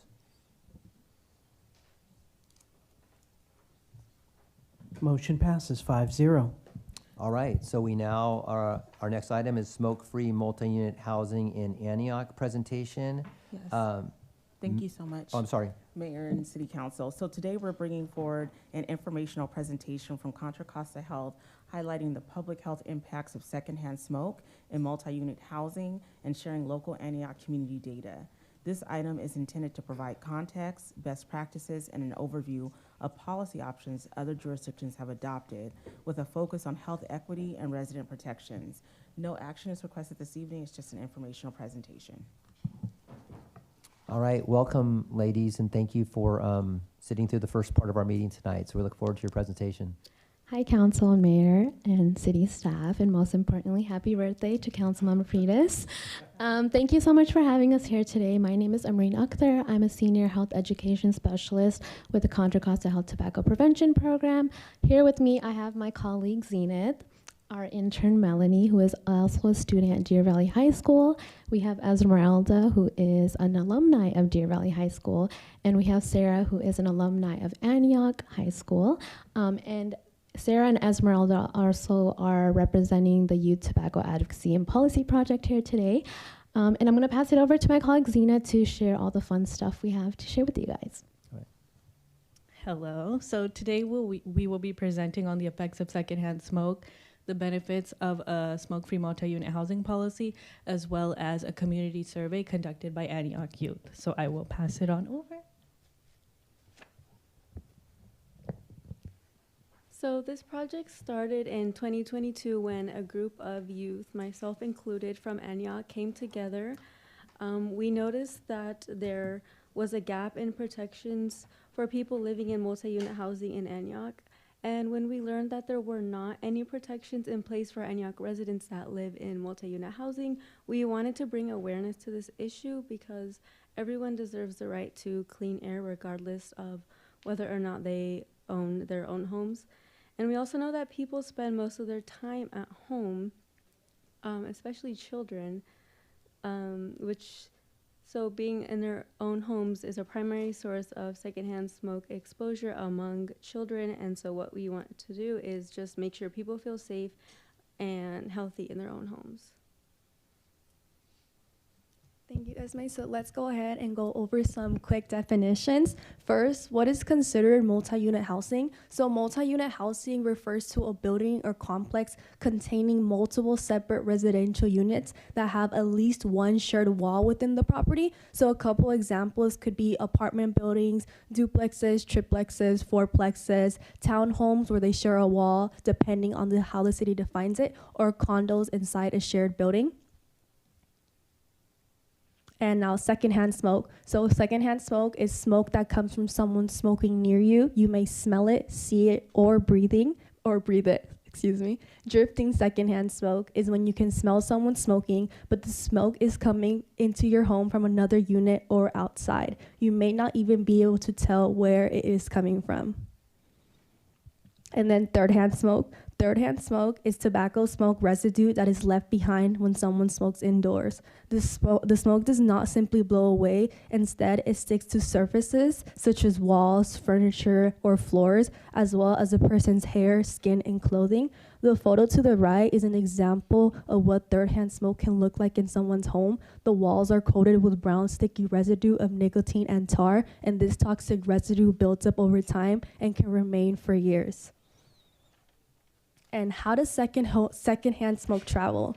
So secondhand smoke can travel to doorways, cracks in walls, electrical lines, meditation systems, plumbing, stairways, hallways, and common areas entering adjacent systems. The CDC estimates that 44% of residents are involuntarily exposed to secondhand smoke in their unit. pass it on to Sarah. Okay. Being exposed to secondhand smoke presents major risks for the Antioch community.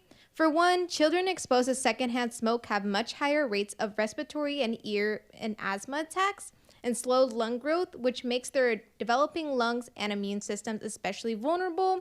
Secondly, in non-smoking adults, secondhand smoke causes heart disease, stroke, and lung cancer, increasing risk of heart disease by 25 to 30% and lung cancer by 20 to 30%, which contributes to tens of thousands of premature deaths annually. And then finally, infants exposed to secondhand smoke are more likely to die from SIDS, also known as sudden infant death syndrome, which is linked to interference with breathing regulation in newborns. Okay, and then as discussed in the previous slide, smoking is the primary cause of lung cancer. This graph presents data from Contra Costa County regarding lung cancer deaths separated by race and ethnicity. And then this picture and kind of diagram shows how secondhand smoke exposure can affect different parts of the body in both children and adults.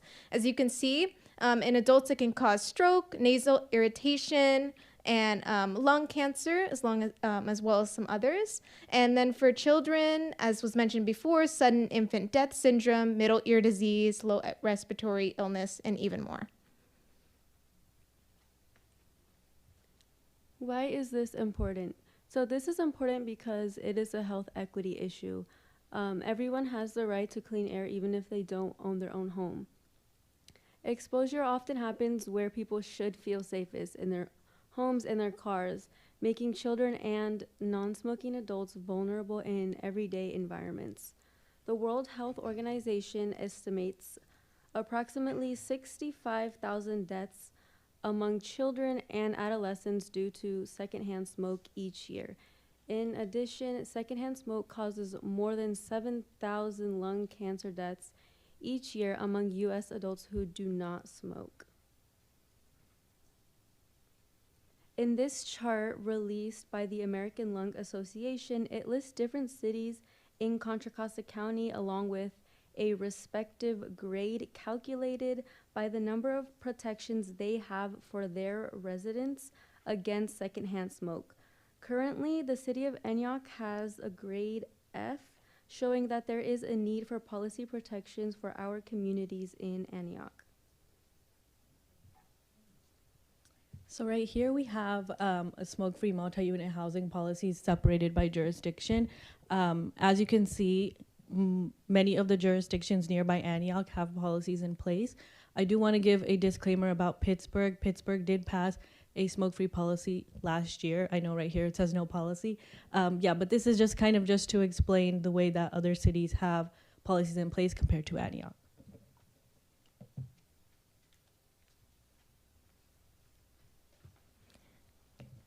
Youth Tobacco Advocacy and Policy Project and Tobacco Prevention Program staff collected surveys from Antioch residents to learn more about their opinions regarding a smoke-free multi-unit housing policy and experience with secondhand smoke. We collected 130 surveys from several locations, including multi-unit housing complexes, community events, and senior centers. And then a quick note about the data that was just shown.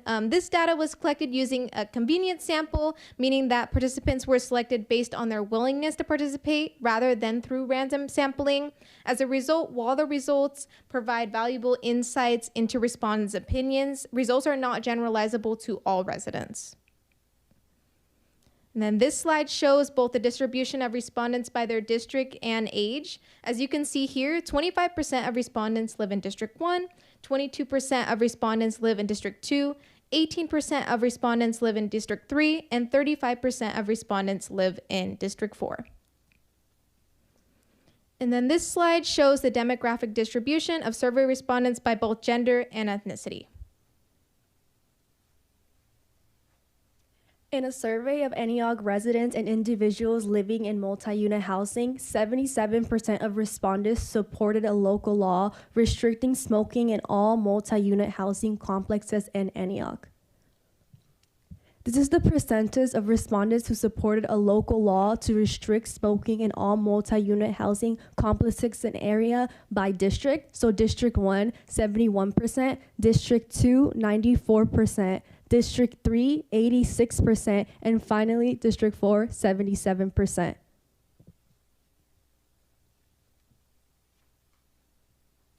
We asked survey respondents how often they were exposed to secondhand smoke.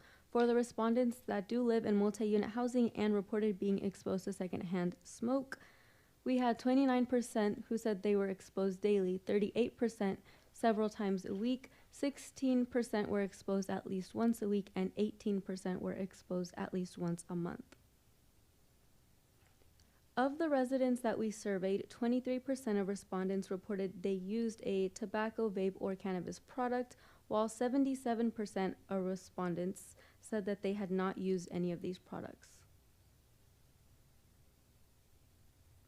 What's especially interesting is that of our respondents, support for a smoke-free policy exists even among people who use tobacco. While support is higher among non-users, a majority of tobacco users still favor a smoke-free multi-unit housing policy.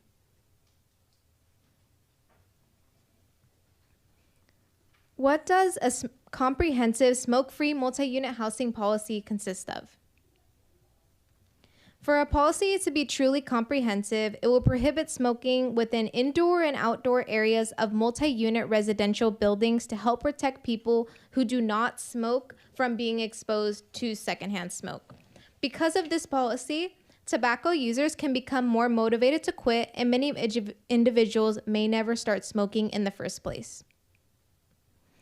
A 100% smoke-free multi-unit housing policy must include no smoking in or on all individual units, including condos, on balconies, all indoor common areas, all outdoor common areas such as patios, all areas within 25 feet of units, doors, or windows. A note that a landlord may designate a portion of an outdoor common area as a smoking area, though this area must be at least 25 feet in all directions from non-smoking areas.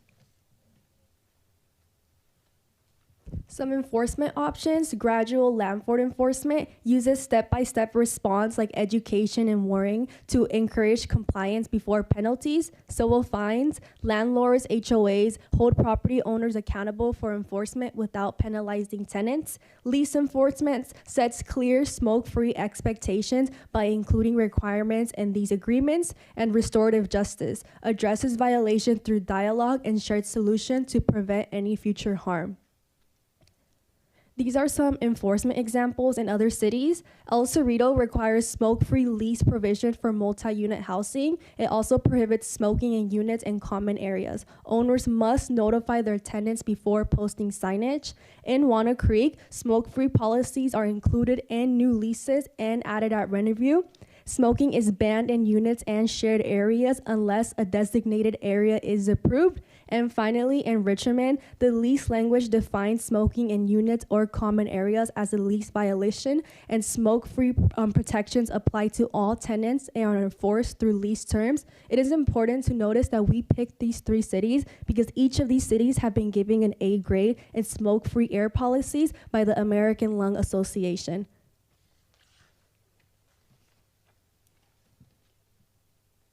Smoke-free housing benefits everyone.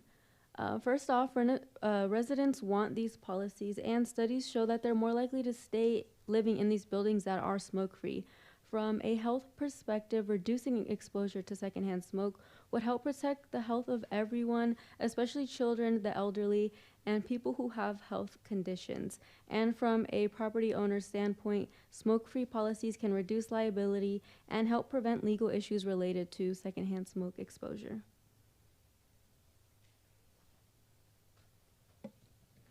A comprehensive smoke-free multi-unit housing policy also has several benefits for both the residents and property managers. A recent study found that costs in properties that allow smoking everywhere were nearly double that of smoking-related costs incurred at smoke-free properties. For one, this policy helps prevent costly damage to the unit, and compared to smoke-free units, cleaning and refurbishing costs can be up to $3,000 more in units with heavy smoking. Additionally, this policy can help reduce fire-related expenses and reduce property insurance. And then finally, this policy can help reduce turnover rates, which are when residents move in and then move out shortly thereafter. As youth and residents of Antioch, our ask is that the City of Antioch take steps to implement a comprehensive smoke-free multi-unit housing policy to protect our communities because everyone deserves to breathe clean air. Any questions? All right, thank you. Any questions from City Council?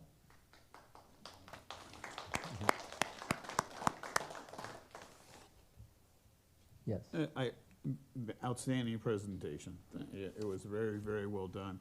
And I think actually this is a subject that we may want to defer to the general plan update simply because of the issue of existing development as well as new development. Doesn't mean we can't do a policy before, but I think particularly as the city moves forward, this would be one of those subjects that we can discuss in the new general plan. So.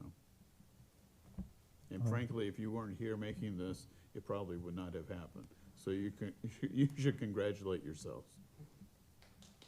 Yeah, any other, yeah. I was just going to say, Councilmember Rocha. once again, I'm impressed with your presentation, good information, data that you provided. It was also nice to see the regional of what cities have ordinances and what cities do not, which we fall into that category. And as Mayor Pro Tem Freitas just stated, as we prepare to develop a general plan, this is good timing to bring this topic up. And we hope that you'll stay involved in communicating with us and finding out more as we go forward. I know that we would like to have youth involved in the process. So hopefully we can get your information and we can include you in some of those discussions moving forward. I mean, I was a principal at the high school for a long time, and to see young people advocate for something they believe in and to put it into action, it's nice to see you come before us today and look at how you can make a difference not only in your neighborhood but across the community. So maybe we can do something together. So thank you for your presentation. Yes, Councilmember Torres Walker. Yeah, thank you for your presentation. We saw each other earlier. Y'all got here an hour early. Thank you. So y'all was on time and got to sit through half the meeting. I'm also looking forward to seeing what we can do during the general plan process. I will say that the last tobacco ordinance we passed had unintended consequences. Every policy has the potential to have unintended consequences to our most vulnerable communities. And so definitely want to take a look at this. I think the one thing that concerned me was tying it to a violation of a lease, because the only way we can keep people housed, keep people from becoming unhoused, is to keep people in their homes.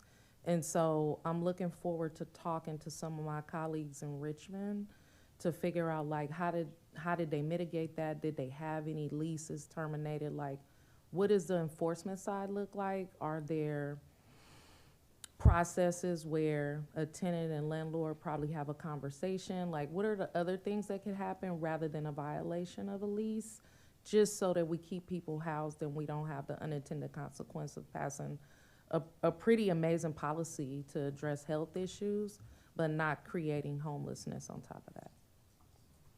Yes, Councilmember Wilson. Yeah, first of all, thank you for your presentation, and thank you. We heard from you guys a few years ago, as Councilmember Torres Walker was saying, so thank you for pushing that. I'm in agreement. I would like to see this come back. Everybody should have access to clean air.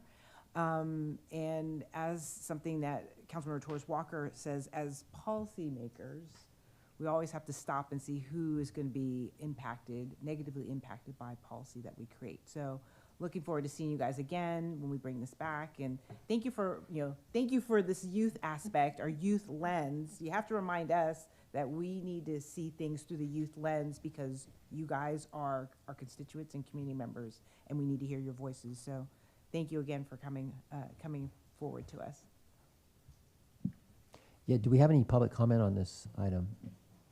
We have no public comments. All right, well, thank you all again. The only question I had or would like to know is, of the surveyed people, the 140 people, how many of them were lived in multifamily units and how many didn't? I don't think I saw that in there.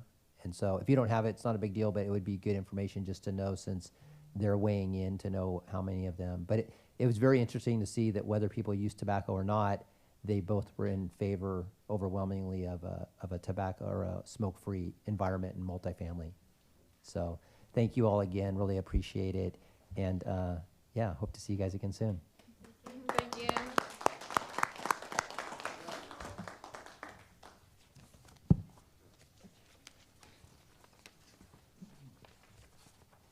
All right. Moving back to the agenda, now we're on to item number 4, City Council requested discussion item, which is council review of council 90-day request list items. Yes, this list has been updated for you all to take a look at and to let us know what you would like to come back for your review. And we did send information regarding Carnegie quotes as well to your email a couple months ago, but Maybe just twice? for your, I don't want to have to put read receipts on you, but I will have to start if you force me, okay? So just for your review. All right, excellent. So what I thought would be the best way to go through this, and thank you for the additional updates that have been included in this one, 'cause I think it'll make it go a lot easier. If the folks who had originally requested the item could just confirm that that is what they had asked for, because I think last time there was some comments about the clarity on that. And then if they still want to see that come forward, and then what the council, council thinks about that. So we can start with number 1.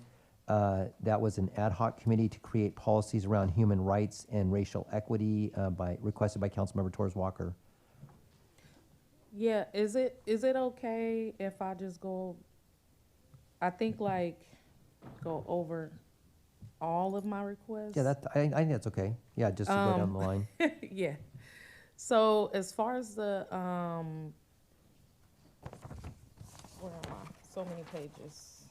You're on number 1? Yeah. Yeah, let's start with number one. Right. Because I'm like, we're going to go through one by one. You can go through all of these. Number 1, so the ad hoc committee, we actually had an ad hoc committee that was established where we worked for 6 months, engaging the community on this.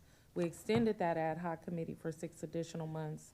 And then some direction was given to the former city attorney to actually not necessarily bring this back as an ad hoc, but to take a look at other cities and what they're doing around human rights and racial equity, like across their policies. And one of the conversations that I had with City Manager Scott as we go through the general plan process is some cities actually do a health and all policy, as well as a racial, take a racial equity lens to their general plan processes. So I don't think this needs to, this actually was not directed to come back as an ad hoc. It was to look at our policies in the city to see if we have human rights and racial equity baked in. And then our discussion was that those conversations could be had during the general plan process. Okay, so this can fall off of this 90-day list and will be discussed as part of the general plan update? Yes. Okay. Item number 3. Number 3, community program and opportunities. So there is an update there about the Sycamore Square. I know the mayor has been in conversation with the owner. I have the police department, the city manager, related to, how do we clean up the square, have a substation. But we've also been in deep conversation with the owner about a community garden or farm in the empty lot across the street. Those conversations are ongoing. We have gained support from our county representatives to support with that, as well as community members and a well-known nonprofit that actually runs community gardens. So that is kind of still in discussion. It was ongoing and currently. Okay, so that's Any still. questions about that? All right. Staff agendized Sanctuary City resolution still has not come back to have a discussion. Still waiting. By the way, hundreds of young people walked out of school on Friday. It was amazing to see, like, across the city. And so I think there's definitely a desire of our community that we take a more aggressive stance against what's happening right now with ICE and a lack of protections locally for our documented and undocumented residents. So hopefully this can come back. Number 11. 11, agenda is so there is, I think we're having a joint meeting with the Planning Commission, which is an update here, so looking forward to that. And then this is where it gets a little tricky because number 12, there was a presentation by the police department already done on community cameras, correct?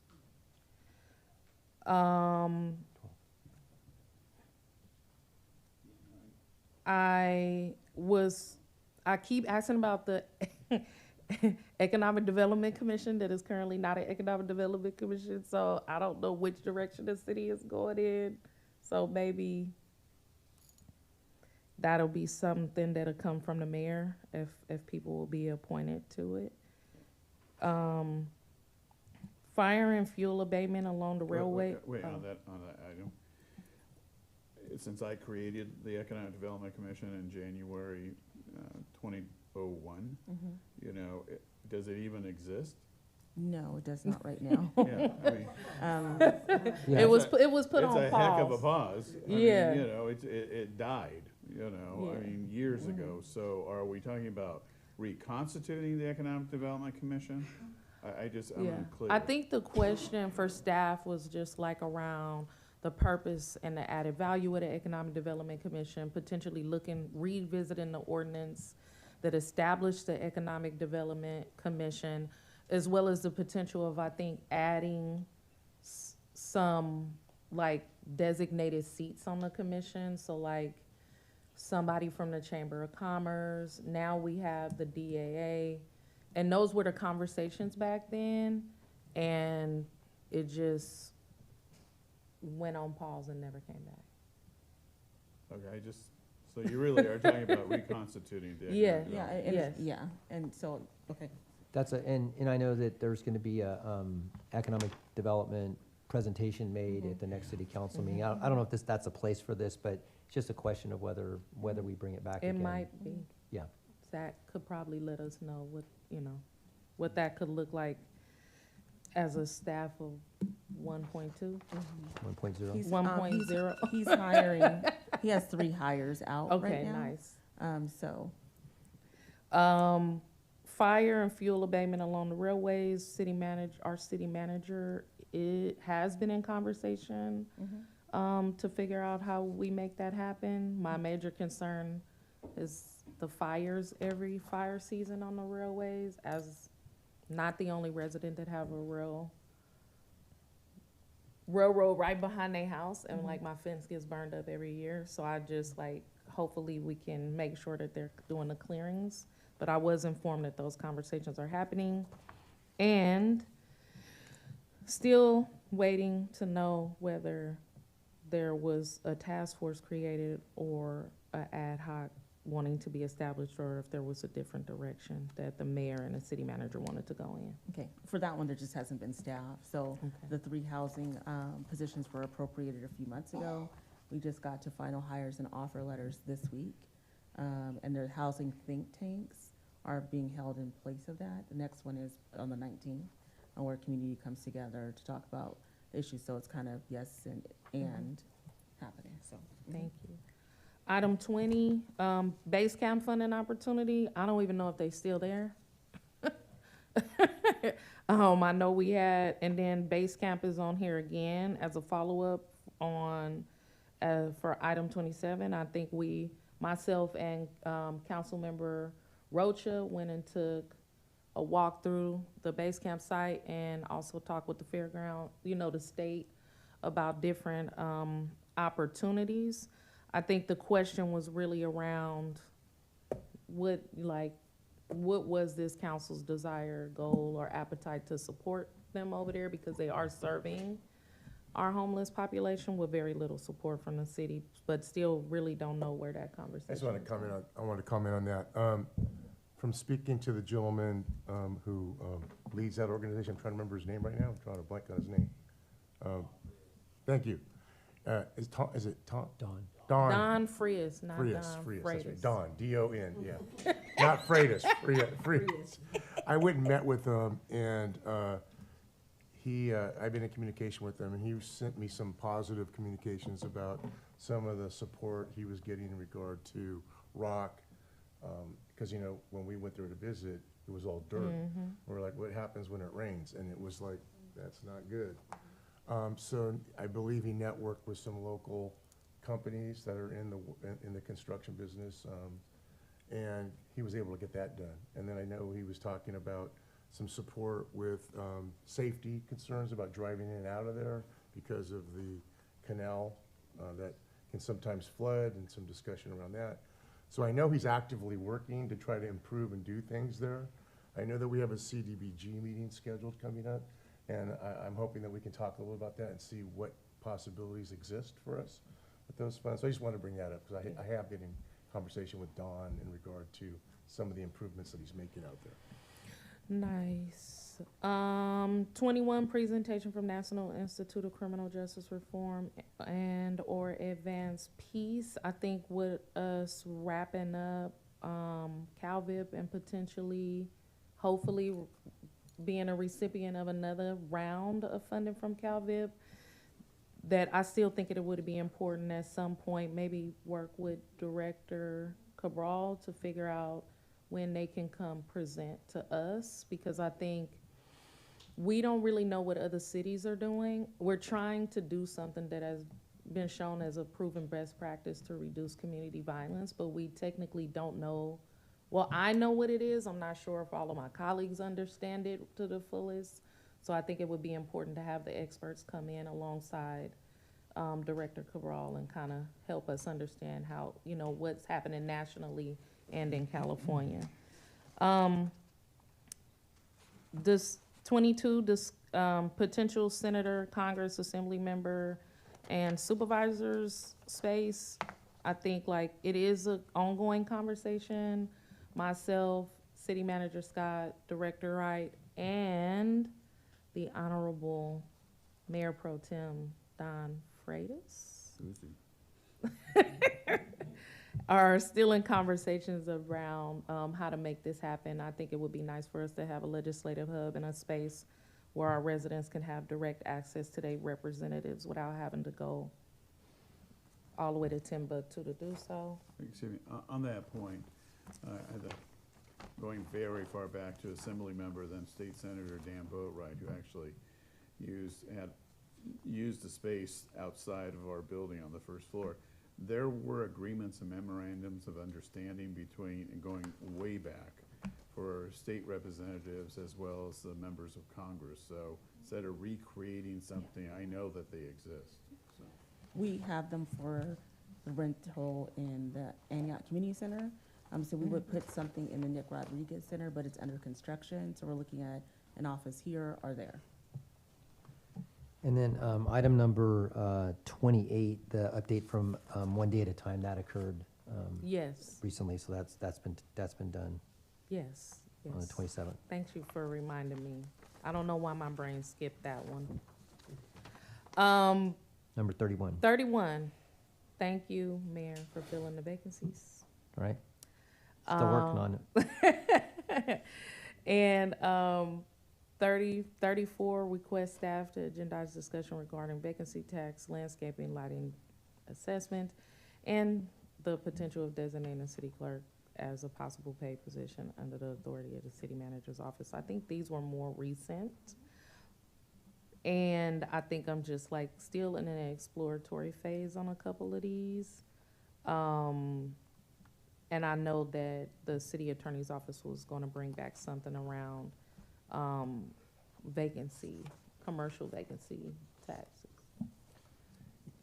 Yes, I discussed it with Mr. Cole, and I think that it's maybe something that may be better suited for when the new city attorney comes on board. Nice. All right, thank you. Moving on, if we're going to take these in order, I guess we will go back to the top of the list, and Councilmember Wilson, do you want to run down your list that starts with number 2?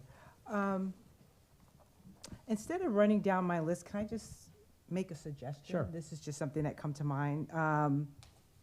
And staff, before I say this, I appreciate all your hard work. I know you guys work really hard, so understand the spirit in which this is being asked.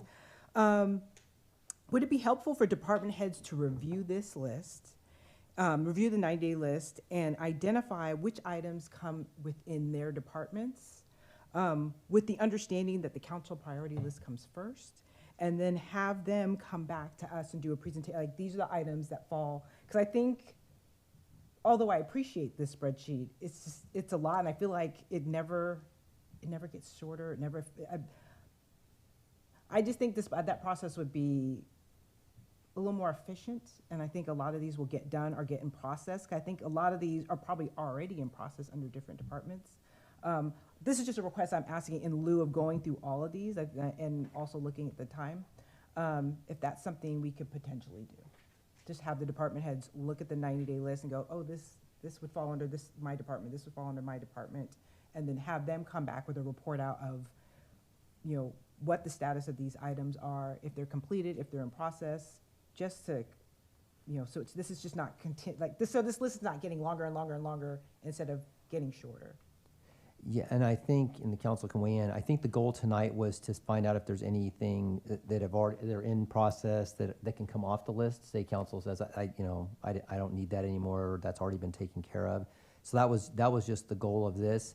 And frankly, the list, one of the challenges in the last year of having things show up on the agenda is we're now doing 5 items that have been carried over from previous agendas without putting anything off this list for the most part on the agenda. So the hard part is fitting this list onto our already booked agenda. Right, and then, it's interesting because I felt like item 5 should have come before item 4 because item 5 really is the priority.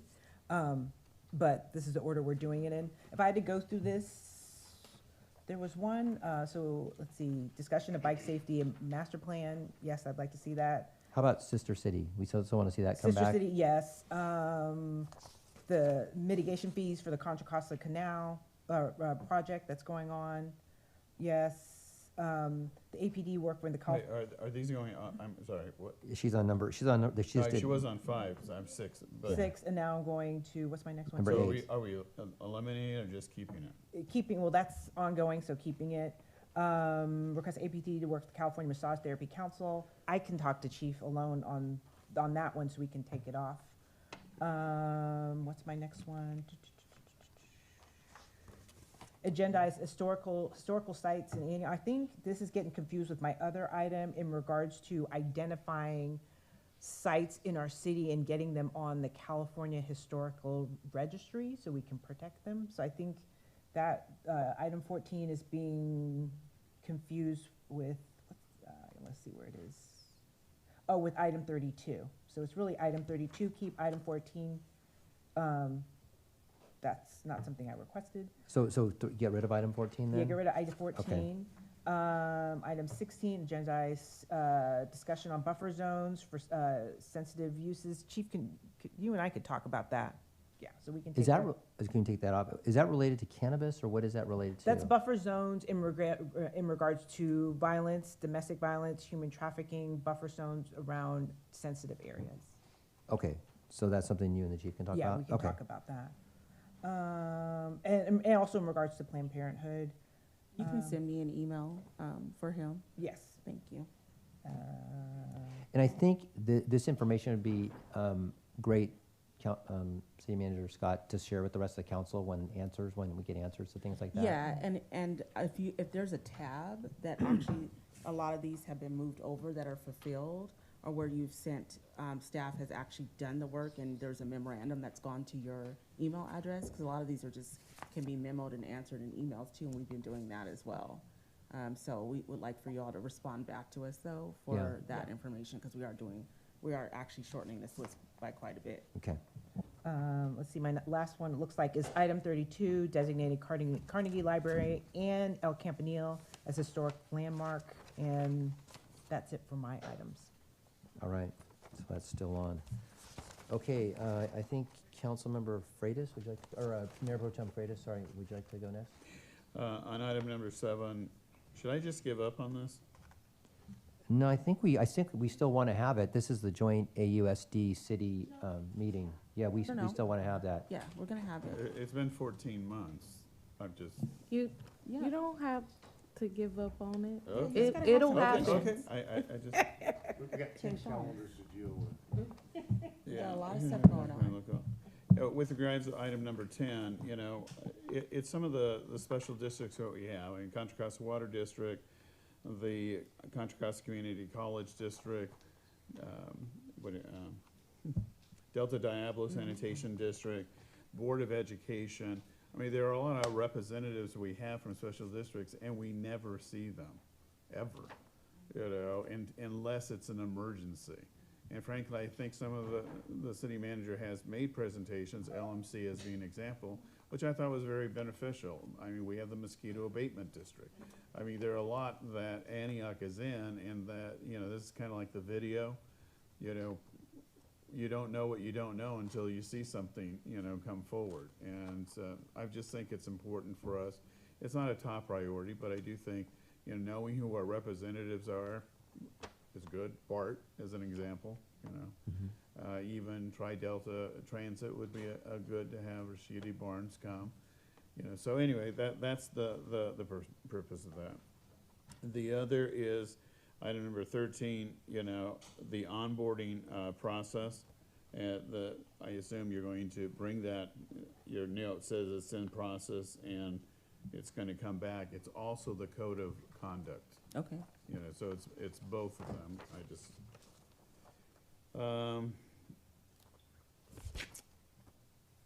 then the item number 17 requests, you know, study session. These are on our assessment districts, lighting and landscaping assessment district. And part of that question is that some residents are in a lighting and landscaping district, pay an assessment. And there are many that are not in a lighting and landscaping district, and the general fund pays. And so it's a question of equity that I think that we need to explore, but it needs to be explained, and we need to see the maps about, you know, which properties are in, which property are out, you know, the various lighting and landscaping districts that we have. Before you move on. Sure. So we should be seeing an item come pretty quickly, I think, authorizing the preparation of the engineer's report on the landscaping and lighting district. So probably next meeting or something like that, I think, to keep that on track. So, yeah, it's one of those things that's on the rotating things that gets forgot sometimes. All right. So on item 18, as the note indicates, Mr. Zapata sent us a cost estimate with regards to some of the rehab at the Carnegie Library. And I've been talking to Councilmember Torres Walker. If you remember, historically, we went to tour the facility with coming back and having a discussion with the council of creating a meeting space in the city of Antioch, as well as an education with regards to some of our heritage. So I just want to report to you that there have been some discussion and the possibility of how to finance, you know, some of the improvements, which might in fact be a community, you know, engagement process versus the city just cutting a check or something of that sort, as well as Councilmember Wilson's discussion about designating it a building. This would also be an item that grant writer could probably request money from the Carnegie Foundation. So the other, a presentation, the Antioch Community Foundation, you know, so it says it's scheduled, that's great. Item 24, the civic engagement grants, enhancement grants need a complete redo, but there's a policy question for the council, and that is, do you want to continue these or not? And so if the answer is yes, then there are some questions about how these are even done. And after going through this process, it needs improvements. I'll just simply say that. And the group that was working on it, there's like 3 members of the Park and Recreation Commission, me, the Park and Recreation Director, and the PIO Director. So we've gone through it, so we believe that we have, experience this and would be coming back to the city council with recommendations, because presently, it should never be continued in its present form, in my opinion. The other is a request to talk about, the impacts of AB 130. That city attorney needs to come back. The other, requesting again a joint meeting with the APOC, and now that appointments have been made, I think it's probably even more important that we have a joint meeting. It indicates that that's going to be scheduled. So a lot of these will be coming off, and 35. 35 is just, again, discussion on lighting and landscaping and some of our other assessment districts. And on that question, I think there also needs to be discussion about our community facilities assessment districts for police as well as public works. So when we're bringing back assessments, we need to have a discussion about those. Okay, and I think during our fee discussion, they'll come back as well. That's fine. On that too. All right, Councilmember Rocha. Oh, I'm sorry. Oh, is there One that I want to add, and that is to change the name of the Public Safety and Community Resources Department. I made that request a month or two ago. Okay. It's not listed, but I think it needs to be listed. That's it for me. All right, Council. Related to that, I have been in conversation with City Manager Scott and Director Cabral, and they have already internally been having conversations with staff and have decided on a new name, and I think it's supposed to come back to us. Okay, however, I mean, I feel like we floated it by you and you liked it, but we'll come back. Why don't you float it by the whole council? I will. All right, awesome. He has such bad FOMO, y'all, the mayor. All right, I'm sorry? You have such bad fear of missing out. All right, let's go on to Councilmember Rocha. I'll move through mine pretty quickly here. Number 15. For the sake of time. 15, this had to do, and it's being reviewed by the city attorney. I know there's new legislation around this, but what I was wanting to bring up for discussion, unfortunately, life happens, and there's times when we can't all be here. And so, for me, my question was really about, through a policy, can any of the council members be able to participate from afar if they have a personal matter that makes it difficult for them to be here? I just recently lost my father. I think you know that. In fact, I lost my father-in-law and my father in the same year, so it was a really rough year for me. And with condolences to you, Councilmember Wilson. I know you just went through this. And so when we're faced with a situation, I think there was a time this summer where we had to have an emergency meeting where we needed to have 3 people present. And if one of us was unavailable, it would have cost the city a great deal of money. And I think there was also some concerns about the legal status it would place us in.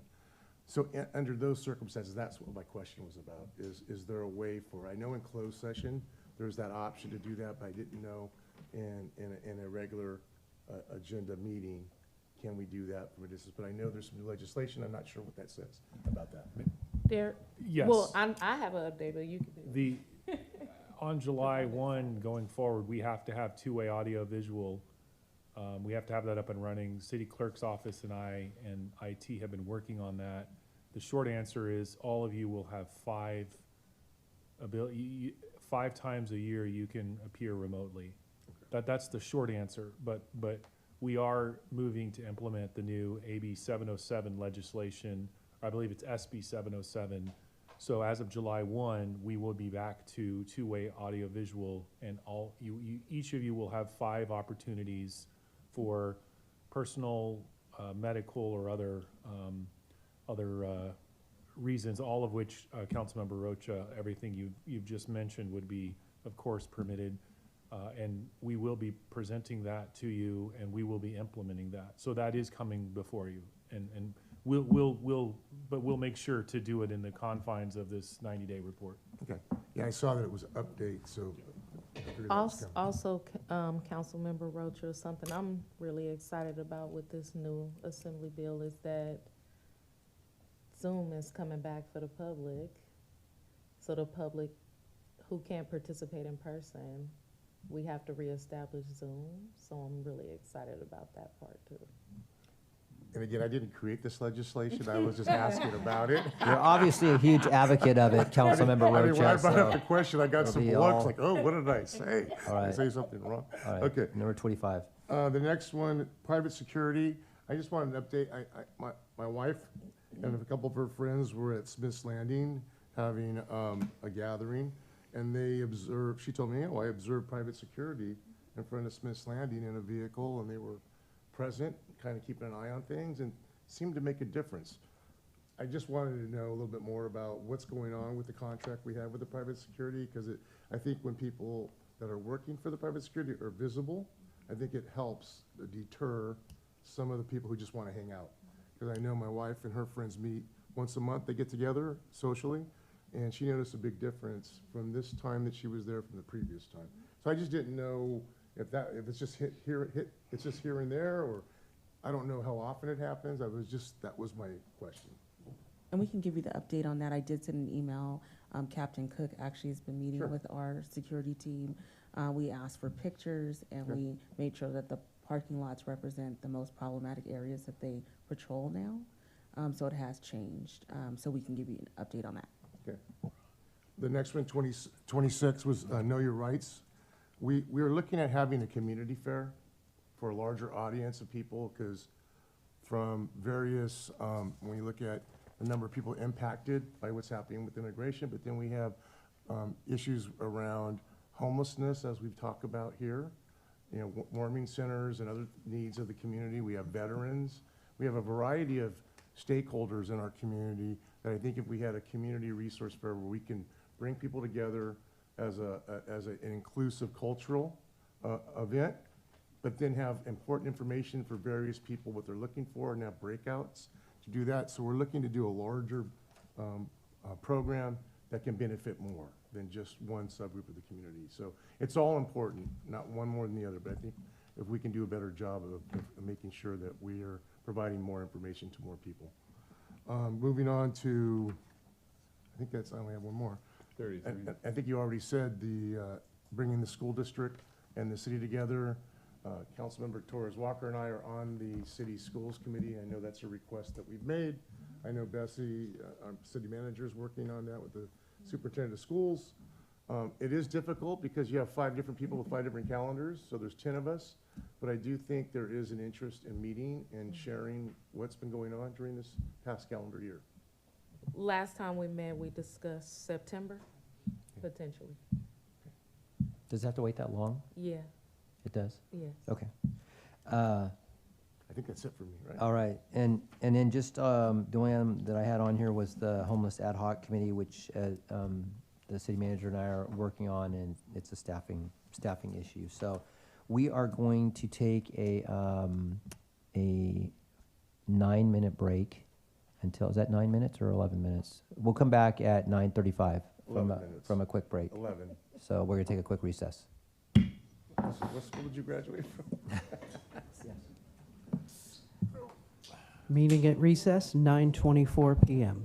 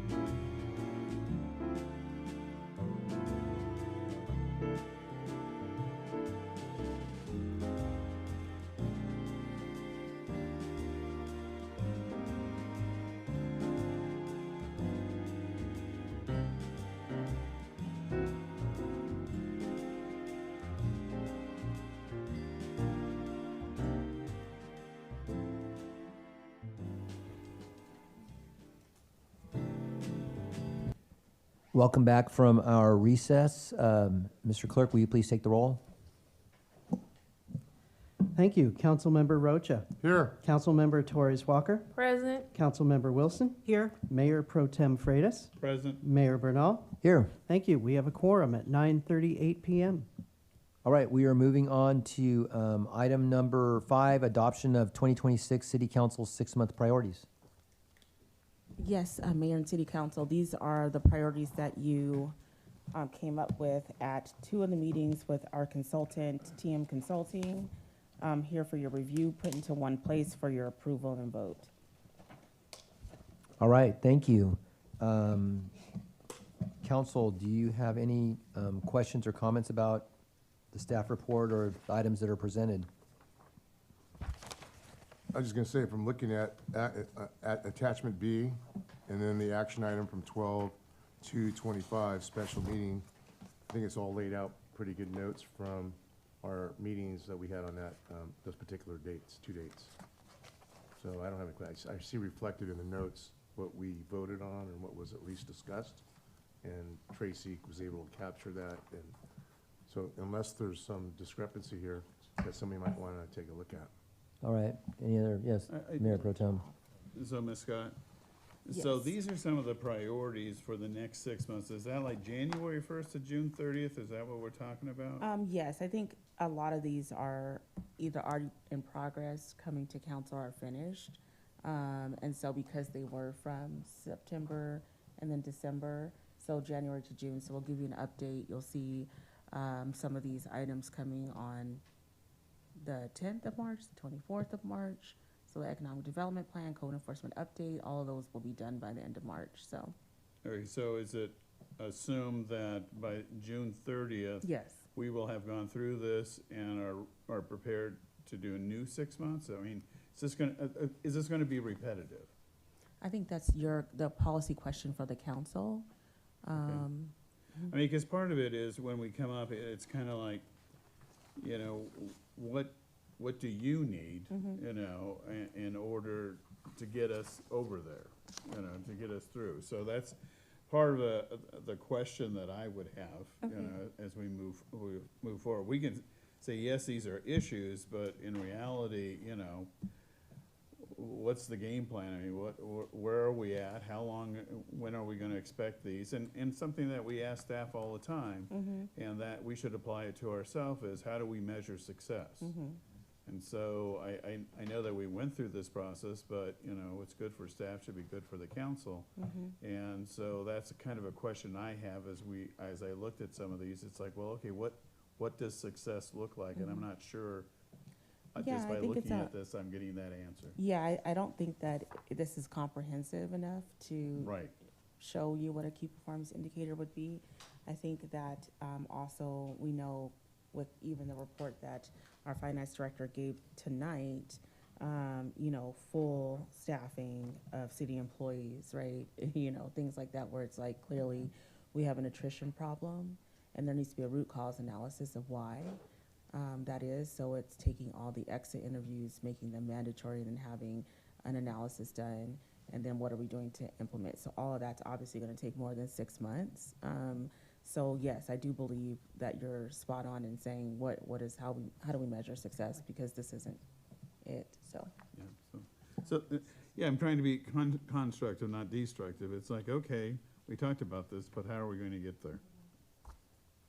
Councilmember Wilson? No, I was kind of reiterating what Mayor Pro Tem Freitas was saying, that at the 6 months is kind of the, okay, let's assess where we are, because this is more of a framework than it is priority. It's setting the framework so you and staff kind of know where we need to go. So that's why I kind of see it more as framework than priorities, but I know we did it as a priority session. Yeah, and one of the things, you know, if we're going to call this, you know, council priorities, January to June 2026, I would like to see, you know, where it says city manager to provide updates, and it says October to November, change that to February to March, or, you know, make them consistent with what we actually are expecting, or I guess it'd be March, you said. updates on code enforcement and economic development plan, March 2026, with final review in April, or whatever it might be, so that these are consistent with real-time numbers. And then I'd like to also see it formatted so it's consistent looking, you know, instead of kind of having a couple different ways it looks, just so it reads a little bit better. Just because the first two, economic development and public safety / DOJ, kind of look one way, and then the housing one is a little bit different. So I think just formatting it differently, and even I think making an attachment to the resolution, just so that there's some place that it's all in one spot, so we could find it again in the future, would be helpful for me. Do we have any public comment on this item? We have no public comments. Okay. Yes, of course. On the second page, when it says action item from December 2nd, you know, when I saw the first attachment B, there are some dates and times that can be adjusted, as you stated, you know, March to June or whatever. But on the second one, which is action item from 12/2, it talks about holding meetings over a 2-year period. So to me, it seems like that's something that's probably going to have to be mapped out over 2 years. You know, have how we're going to hold these community meetings and place them maybe, you know, quarterly, or however we're going to do it. I don't see that one as being accomplished in 6 months. To me, it's like a 1 to 2 year plan, right? And I think the report out of this is whatever kind of like our budget, the variances were, and the reasons why, because as we know, even tonight, we have 6 items from prior council meetings we're stacking back, and the calendars are full, even with presentations through April. So a lot of these things, it's, you know, how would you all like to prioritize? Would you like to see the agendas, the presentations calendars, you know, the community listening session calendars? I think there's just a lot more work that goes into this. And then for priority 2, that was a council sort of, there's some things that are weaved into your work plans. So the cross sort of collaboration and information sharing isn't really fully known, right? Yeah. So. And it would be good to be able to define that better, so there isn't uncertainty, like what's staff doing, what's council doing, so that we, you know, aren't guessing. And then I guess the other one is on the priority 3, when it talks about coming back with city manager working on coming back to council on a consultant to get homeless data as quickly as possible after we listen to the community and have the meetings to take care of the property. That last part, I was a little bit unclear of, the meetings to take care of the property. Is that related to the Delta Fair property? Is that what it's referring to? Right. So maybe we could say meetings on the Delta Fair property or something. Something. I know you didn't write this. I know. I was going to say, do you want me to send you the Word document so you can? Well, yeah, I mean, I know that this is what Tracy came up with. Might have been partly my comments, because I know I brought that up, and I talked to Zach, our economic director, about this, is having some outreach to residents in areas where they're wondering what's going to happen, like with the old mall and different properties, and just having some community meetings to be able just to roll out, this is where we're at, this is where we're trying to go. Maybe that's part of the general plan discussion, or maybe from talking to Zach about economic development, some of the plans he has, maybe that could be a meeting that he holds out in District 2 to talk about this. So that's where that was coming from. Okay. I just wanted to clarify. And just speaking of that, is, you know, a good venue for that, what Councilmember Roach is saying, is at those quarterly district meetings, you know, where each district's going to be meeting quarterly. That might be a good spot for key staff to just maybe give some information, because you have a captive audience from people in that district, and you don't have to have a separate meeting. So, yeah. Okay. Any other comments or no? No. Everybody's. This is great. All right. So, yeah. I think there's a good first start. It just needs to be much more comprehensive and detailed, and delineated between whose responsibility is where. I mean, and again, what is success? Right. How do we define it? It was okay. Yeah.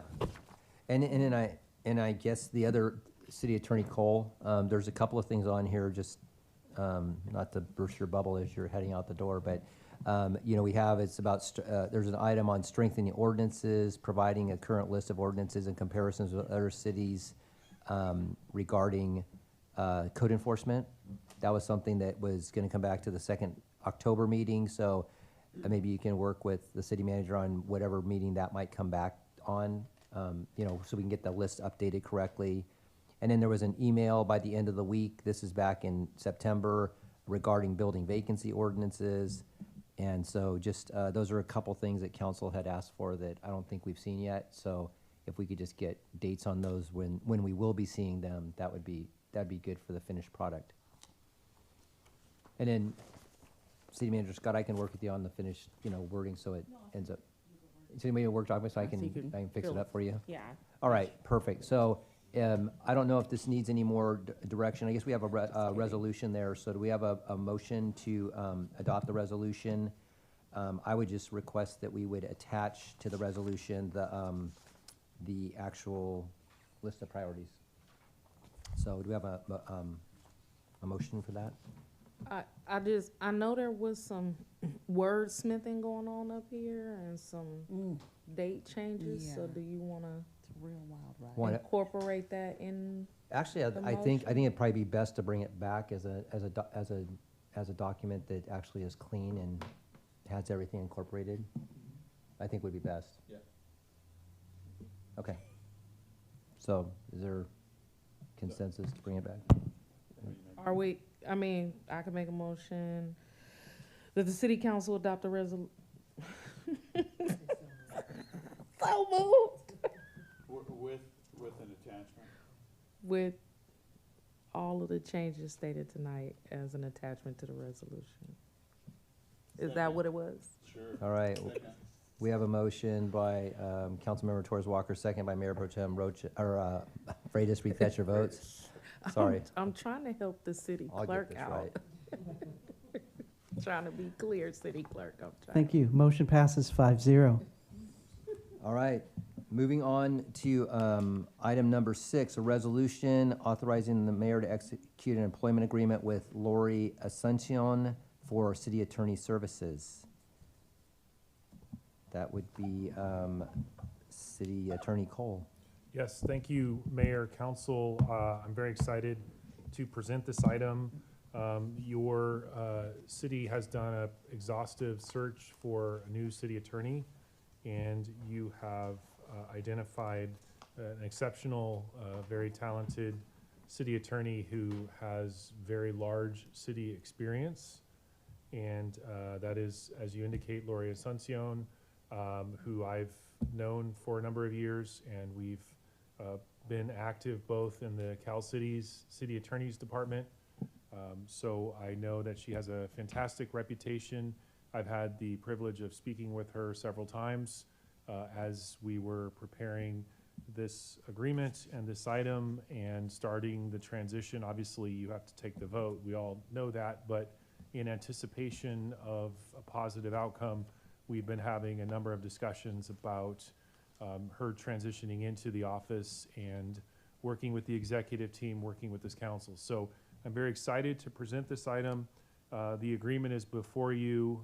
It's gone a few rounds, but it is in a format that I think is ready to be executed. One thing I am required to do is that, speaking of, we spoke about SB 707 a few agenda items ago when we were talking about items that are coming back to you. SB 707 has a lot of changes, one of which is to require a report out about the compensation package that is to be given to your key executive and your key staff department heads.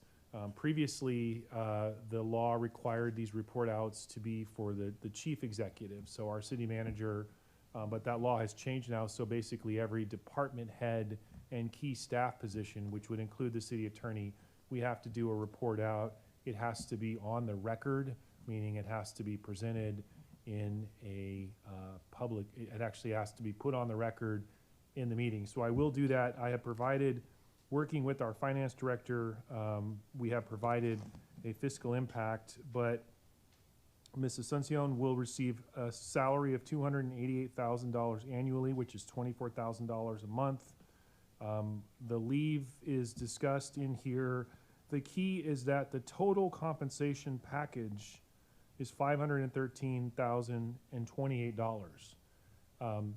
A very large portion of that is for benefits, PERS, matching, and all of that sort of thing.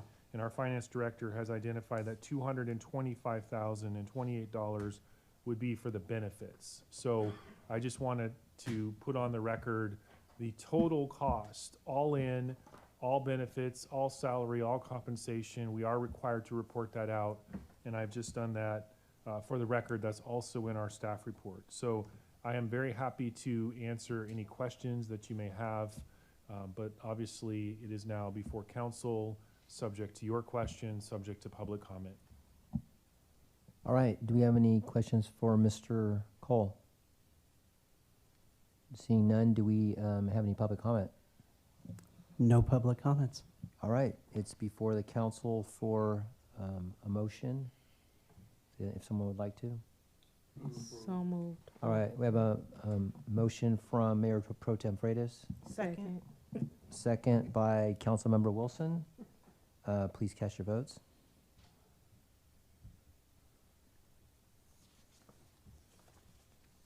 Motion passes 5-0. All right, moving on to announcements of civic and community events.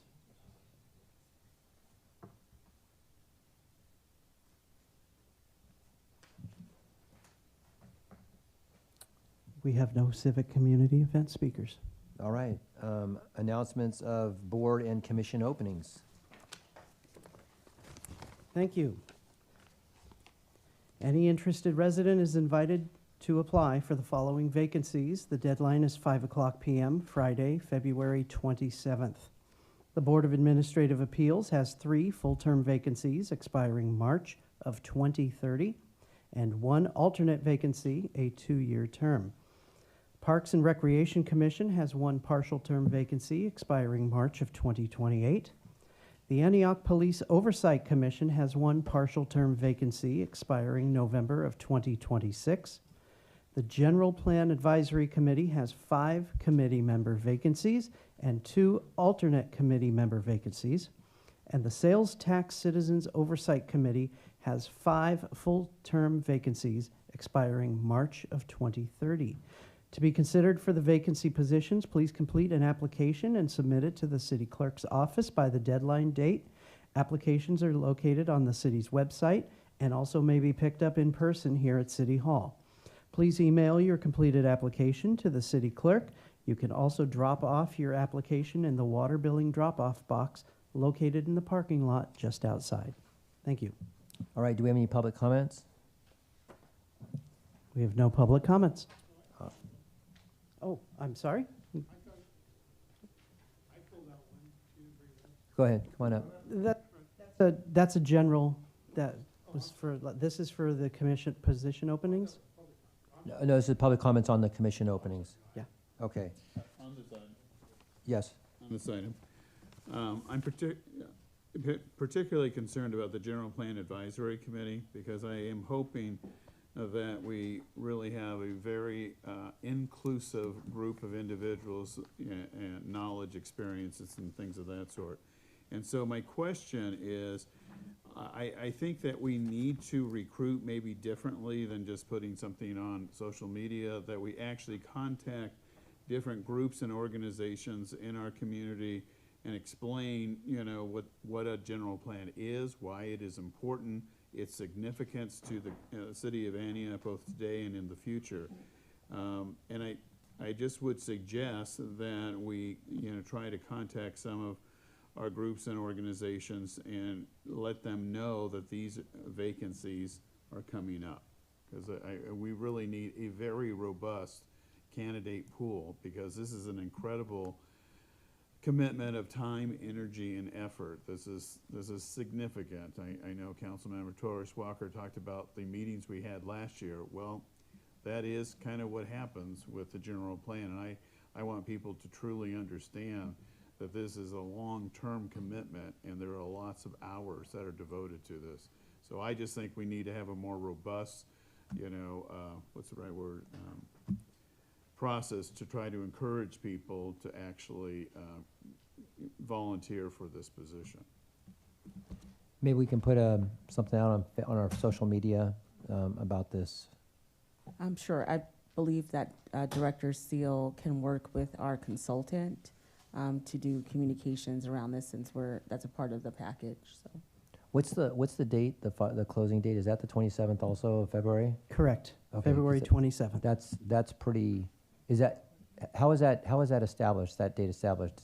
Did who came up with that, or how is that determined? I do not know the answer to that. Okay. It's just printed in the agenda. I'm wondering if council can extend that another week or two without affecting a couple weeks without affecting the schedule, the overall schedule. I will mention it to my staff. All right, that'd be great. All right, so moving on to City Council Committee reports and communications. Councilmember Rocha.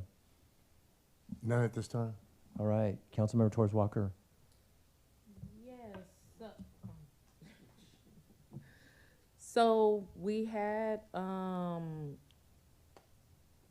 we should be having another standing city and school standing committee coming up pretty soon.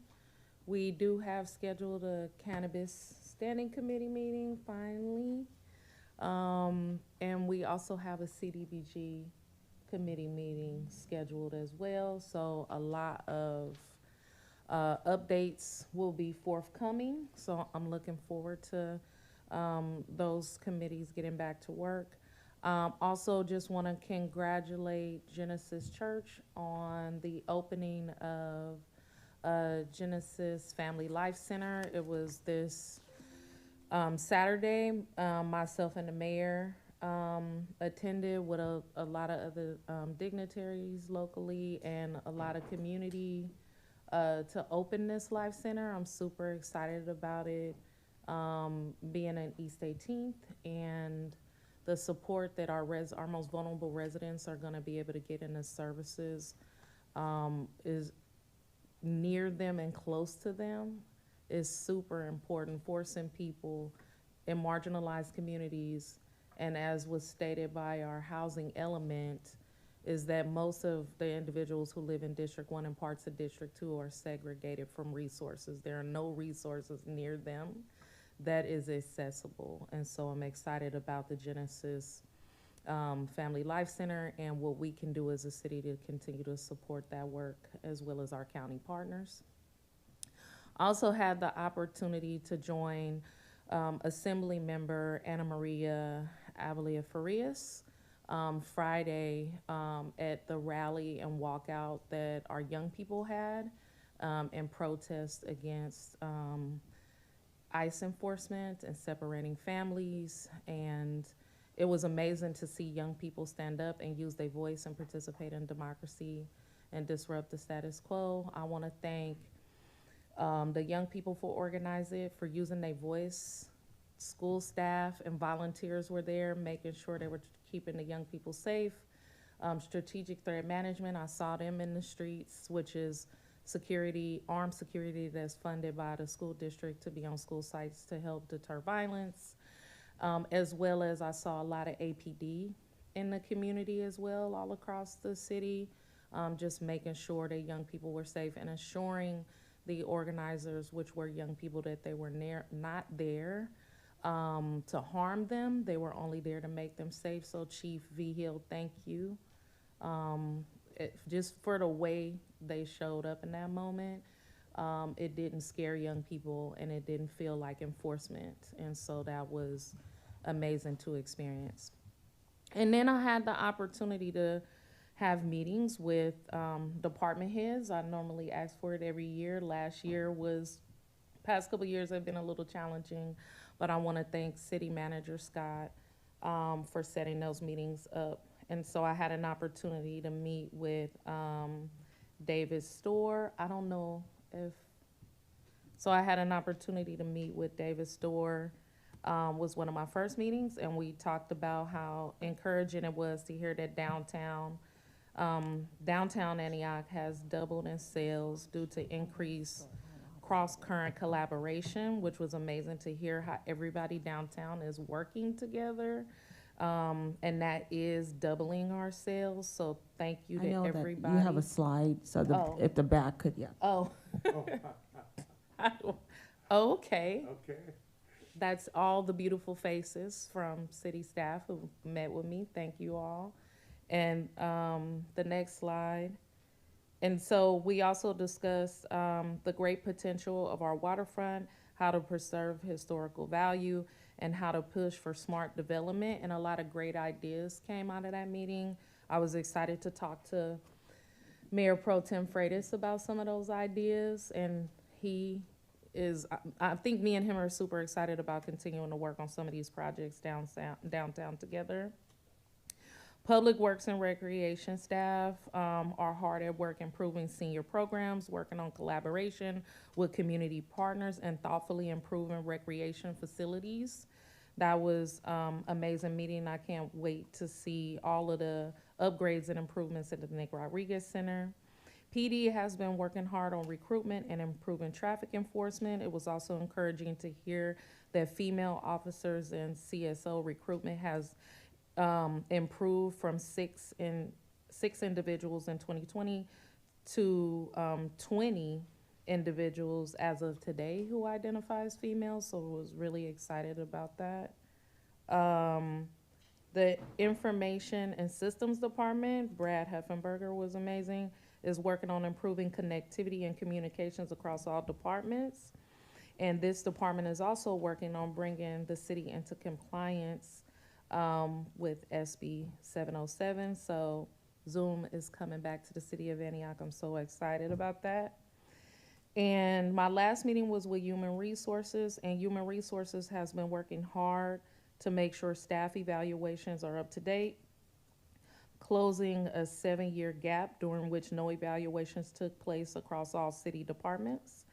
And the department has been streamlining onboarding processes for new staff, staff training, risk management, documents, and data and tracking systems. My upcoming meetings will be with the Department of Public Safety, Community and Economic Development, Public Works, the City Manager's Office, the City Attorney's Office, and I forgot to include the Finance Department. And lastly, I just want to thank City Manager Scott Davis Storr, Chief V. Hill, IS Director Brad Heffenberger, HR Director Anna Cortez, Parks and Recreation Director Shahad Wright, and Nicole Baptiste, Assistant to the City Manager's Office. Nicole is amazing. I know she do a lot of hard work for all of us up here, and she made my stay in the City Manager's conference room very comfortable and welcoming, so thank you so much. All right, thank you. Councilmember Wilson. Actually, I don't have anything to report out, but I just want to say thank you to my fellow council members, city staff, Delta Diablo, Tri-Delta Transit, although I'm a former board member, but I want to thank them as well as being very kind and reaching out to me during this difficult time of losing my mom. So I just want to say thank you from the bottom of my heart for reaching out. Thank you, Mayor, for offering to cook some food. But I just want to say thank you. That really meant a lot to me. So that's my report out. All right, Mayor Pro Tem. All right, I have a couple items. So back on January 28th to 30th, I was at the U.S. Conference of Mayors back in Washington, D.C. It was about 300 mayors from around the country gathered together, talked about a lot of different things. Immigration was a big subject. AI was another big subject. FIFA President Gianni Infantino was there with the World Cup trophy and actually committed to giving 200 soccer balls to all of the member cities. So we'll be receiving 200 soccer balls from FIFA, and these will be World Cup soccer balls, so that'll be kind of cool. while I was back there, I was also able to visit congressional offices of DeSaulnier's office, Harder's office, Garamendi's office. Had a meeting with some other mayors and senators, Schiff and Padilla, talking about things that are going on in DC, and then also with the Department of Transportation. Some of the things that we talked about with the electeds back there, or with the congressional folks, was real-time crime centers, LED lighting project to get some funding to finish up the rest of our lighting here in the city of Antioch. That's getting started in District 1. Arterial road improvements, I mentioned A Street as being a project that would be really good as far as the DOT. And then also port-related projects. They're looking for some sites to do that, and since we have deep water, always want to keep us in the talk about that. Also with the DOT, made some connections with the Federal Rail Authority so that we can talk about recommissioning our Amtrak station. So it was very cold, but it was a profitable time. So it was hustling around and catching delayed flights. Also attended a neighborhood watch at the Antioch Community Park with our police department, and Councilmember Rocha came out. It was out in his district, and so that was well attended, had good information. At the Contra Costa County Mayor's Conference last week, the Contra Costa Food Bank made a presentation. I was able to kind of segue into that with what's happening in Antioch, talking about loaves and fishes being a county-wide support to people that are in need, tripling the size of their kitchen, providing training opportunities for people that want to learn to cook, things like that. So that was well received. Also, as Councilmember Torres Walker said, the Genesis Family Life Center ribbon cutting was really, really positive, super exciting to have the old COC building from Golden Hills, resurrected and going to be serving a lot of folks. And they just did an amazing job inside of there. So if you're ever out there, check it out. We also had a Delta 6 meeting yesterday. City Manager Scott and I did. We talked about regional support for federal advocacy. Townsend spoke to the whole group because they represent a couple of us about expanding that footprint and representing us more regionally. An effort for tourism and improvement district, so we can try to market this region for tourism, more so around the sports fields that are being built, the U-Pick, the different opportunities. We also talked about the board workshop that's coming up this Thursday, putting together a regional letter of support because BART is planning on discussing at the meeting on the 12th in Oakland, Phase 1, which is closing. There are 10 lowest performing stations, which would include the Pittsburgh station, the downtown station that they just built, and the North Concord station. And in Phase 2, that would go into effect July of 27. Phase 2 would go in June of 27. That would include closing down the Antioch Amtrak station as well as the Pittsburgh Bay Point station. Those are all if Prop 63 does not pass in November. So that's a half-cent sales tax, very important measure that's going to raise about $1 billion and would fund BART, keep all of our transit agencies, Tri-Deltas in the mix in all of this as well, affecting us locally. So it's a big deal. But out of the 50 BART stations, Antioch is 36th out of the 50, has 1,810 exits coming out of us on a normal weekday, on an average weekday in 2025. So we have some advocacy from our board member here, and we'll be working on that. And then also there's a BART board meeting on February the 26th when they're going to be taking action on this study session they're having. As far as mayor's comments, I'm going to keep this short because the meeting's getting late.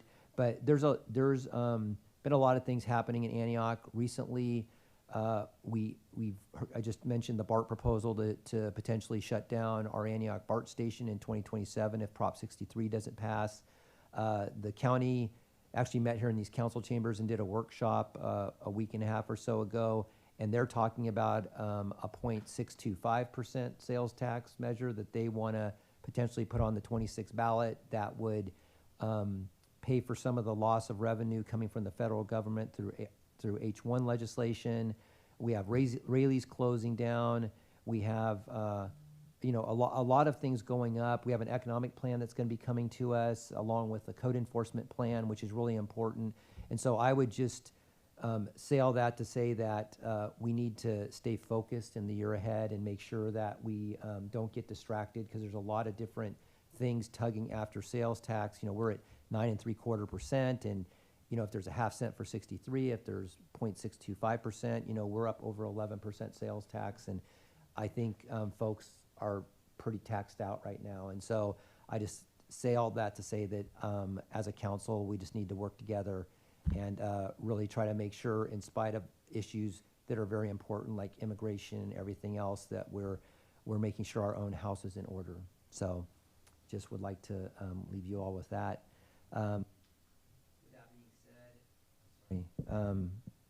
With that concluding that item, do we have any public comments on that?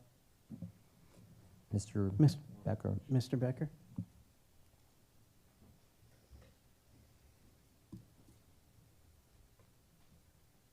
Oh, the video. There's a video. It's not, I'm gonna skip over it. Yeah, we'll do it next time.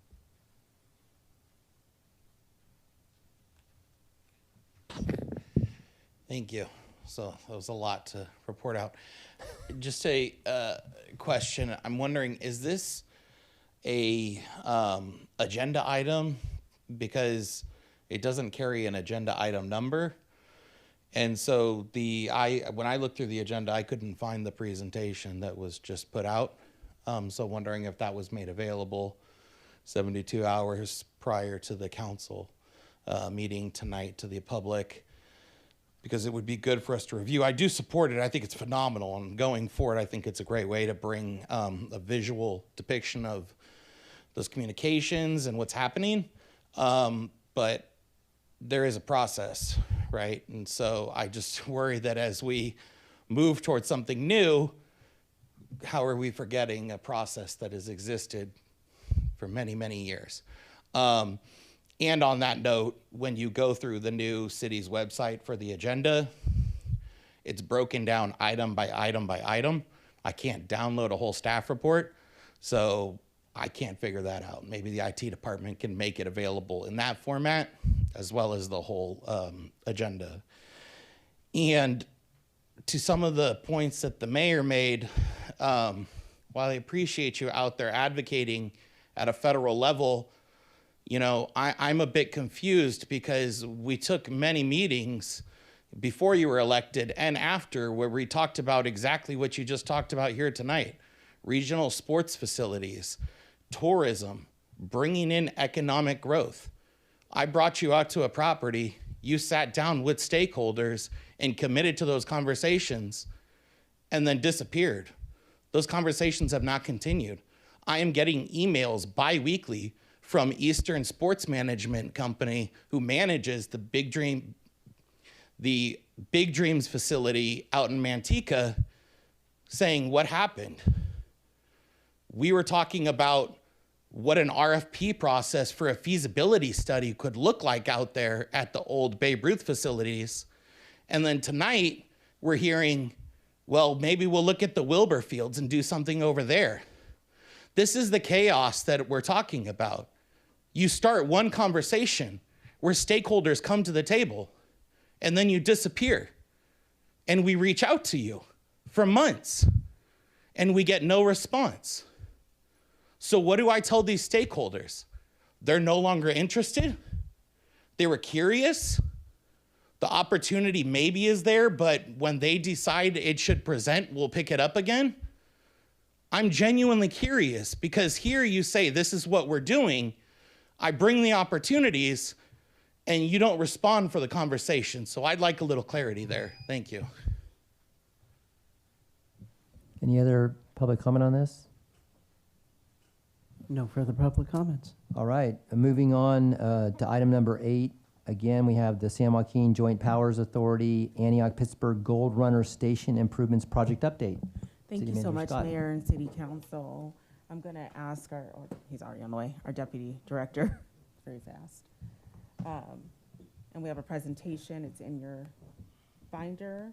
So we're just going to give you some updates on the Antioch Pittsburgh Gold Runner station improvements, the name has changed. I found this out also, very new for us. We could have the presentation. Thank you.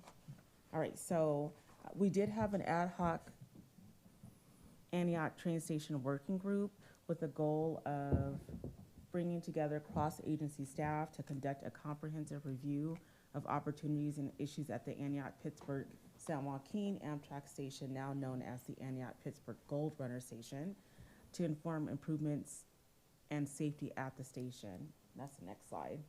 So we had our attendees from our county supervisors. The mayor was there, Councilmember Torres Walker, our deputy director for public works, as well as our director of public works, community members such as Devin Williams from APOC as a community member, Eddie Gums, our police chief, and the chief from the Amtrak Police Department as well. We had 5 dates that we met: February of 2025, April in person at the station, in July and November, and then a couple weeks ago in person at the station to see the full sort of improvements of the station. So the project overview. So then total project cost that was allocated in the last budget year was $370,103. To date, we spent about $250,000 of that. And the purpose of those improvements was to increase lighting, visibility for passengers, access and connectivity for residents, visitors, and workers, and to beautify the station and surrounding areas and support the city's long-term downtown revitalization goals. I think there was some conversation around why would we do the Antioch station improvements, whether or not we know if the station would be fully decommissioned or if we would have the possibility of recommissioning the station. And we decided that downtown beautification doesn't hurt us at all. We have to drive into Monica's and the Pour Up, and we have Smashburger, and we just like nice views. We have our own facilities, including the Lynn House across the street. There's a safety element, and beautification in general lifts up the entire economic development possibilities of downtown. So we believe that it was a good investment. All right, so the project status overview, and I'm gonna let our deputy director go through this, completed work and scheduled work. So to date, we've completed the new concrete pathways, which are ADA accessible. We completed the landscape improvements with a new irrigation system and some drought-tolerant plants as well. We installed a 4-foot-high fence to delineate a paid fare zone area. We also improved some lighting in that area. We installed 3 new street lights in that area, and we're also working with the BNSF right now to get a permit to access the platform to install 10 additional light fixtures, which will be double heads on the existing single light fixtures. And we also just received our 2 our shelters that we will also be installing there, which will be able to accommodate 8 passengers. And that work is scheduled to be completed by the end of March. All right. And so for the policy context, we just want to make sure that you all know that there's an environmental justice element. It identifies the Gold Runner Station as a key regional connection from Oakland in the west, Sacramento to the north, and Stockton to the east, as well as this collaboration that we have between local, regional, and state transit agencies, and that this area is home to a high percentage of vulnerable populations and residents that live below the poverty line. So the improvements also directly support equitable transit access for our community to get out to jobs, schools, and other areas for opportunities. And then the policy context is that we are including that area in our downtown specific plan. It's recognized as a vital anchor to the multimodal transportation system in our efforts to expand walkability, biking and transit use, and to reduce car dependency for local circulation, and to strengthen economic activity and visitor access. So the investment matters to enhance mobility choices and reinforce our commitment to downtown improvements in that corridor in terms of the waterfront area. And it's actually in it's goal number 5 in our downtown specific plan. So improvements in commuter safety included our police chief really helping out here. So enhanced security presence, so increased patrols with spearhead security, which Councilmember Rocha mentioned earlier in terms of parking lot and coming during scheduled train arrival and departure times, supplemented by patrols with APD to ensure high visibility coverage. And then that means coordinated communication between both entities for faster response times. And as our deputy director mentioned, we expanded lighting and visibility with the 3 new light poles and then light fixtures that are coming in, as well as removal of overgrown vegetation to eliminate blind spots and improve sight lines. Also, we put a gate in too, right, in rider fares. The fence, we put a 4-foot fence to delineate the paid fare zone only. Yep. All right. So the economic development benefits are here. It's walkable, mixed use and commercial districts, enhancing the regional rail connectivity and expanding job access to and from Antioch, and then helping our downtown businesses.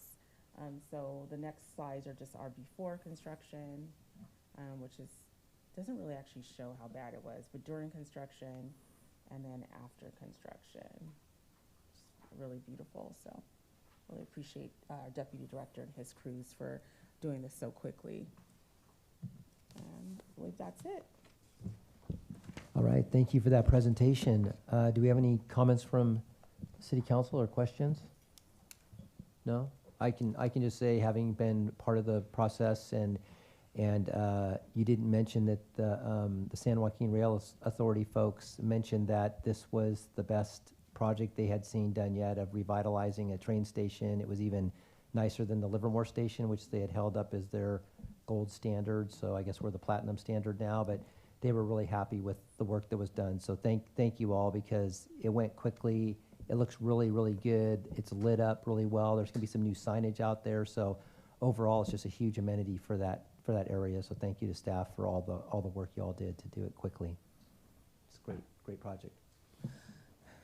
It was great being a part of the process. I was encouraged even more that community voice was brought into the process. So thank you for that. And also just want to give a shout out to Supervisor Diane Burgess for also being a part of the process and being willing to work with the city of Antioch to have comfort, just like more conversation around how this space could remain a transit hub for the city of Antioch, even if the station doesn't stay open.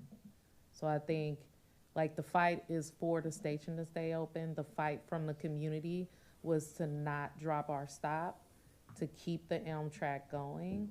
And anything short of success in that area would be disappointing to the community. But I think it would also be valuable to start having conversations with the community now about the real potential that the stop will be dropped, but that we'll keep fighting for that not to happen. And then what are the alternatives to make sure that public transit is still a priority in that area and for residents who travel regionally to and from Antioch? Any public comment on this? Yes, Mr. Becker?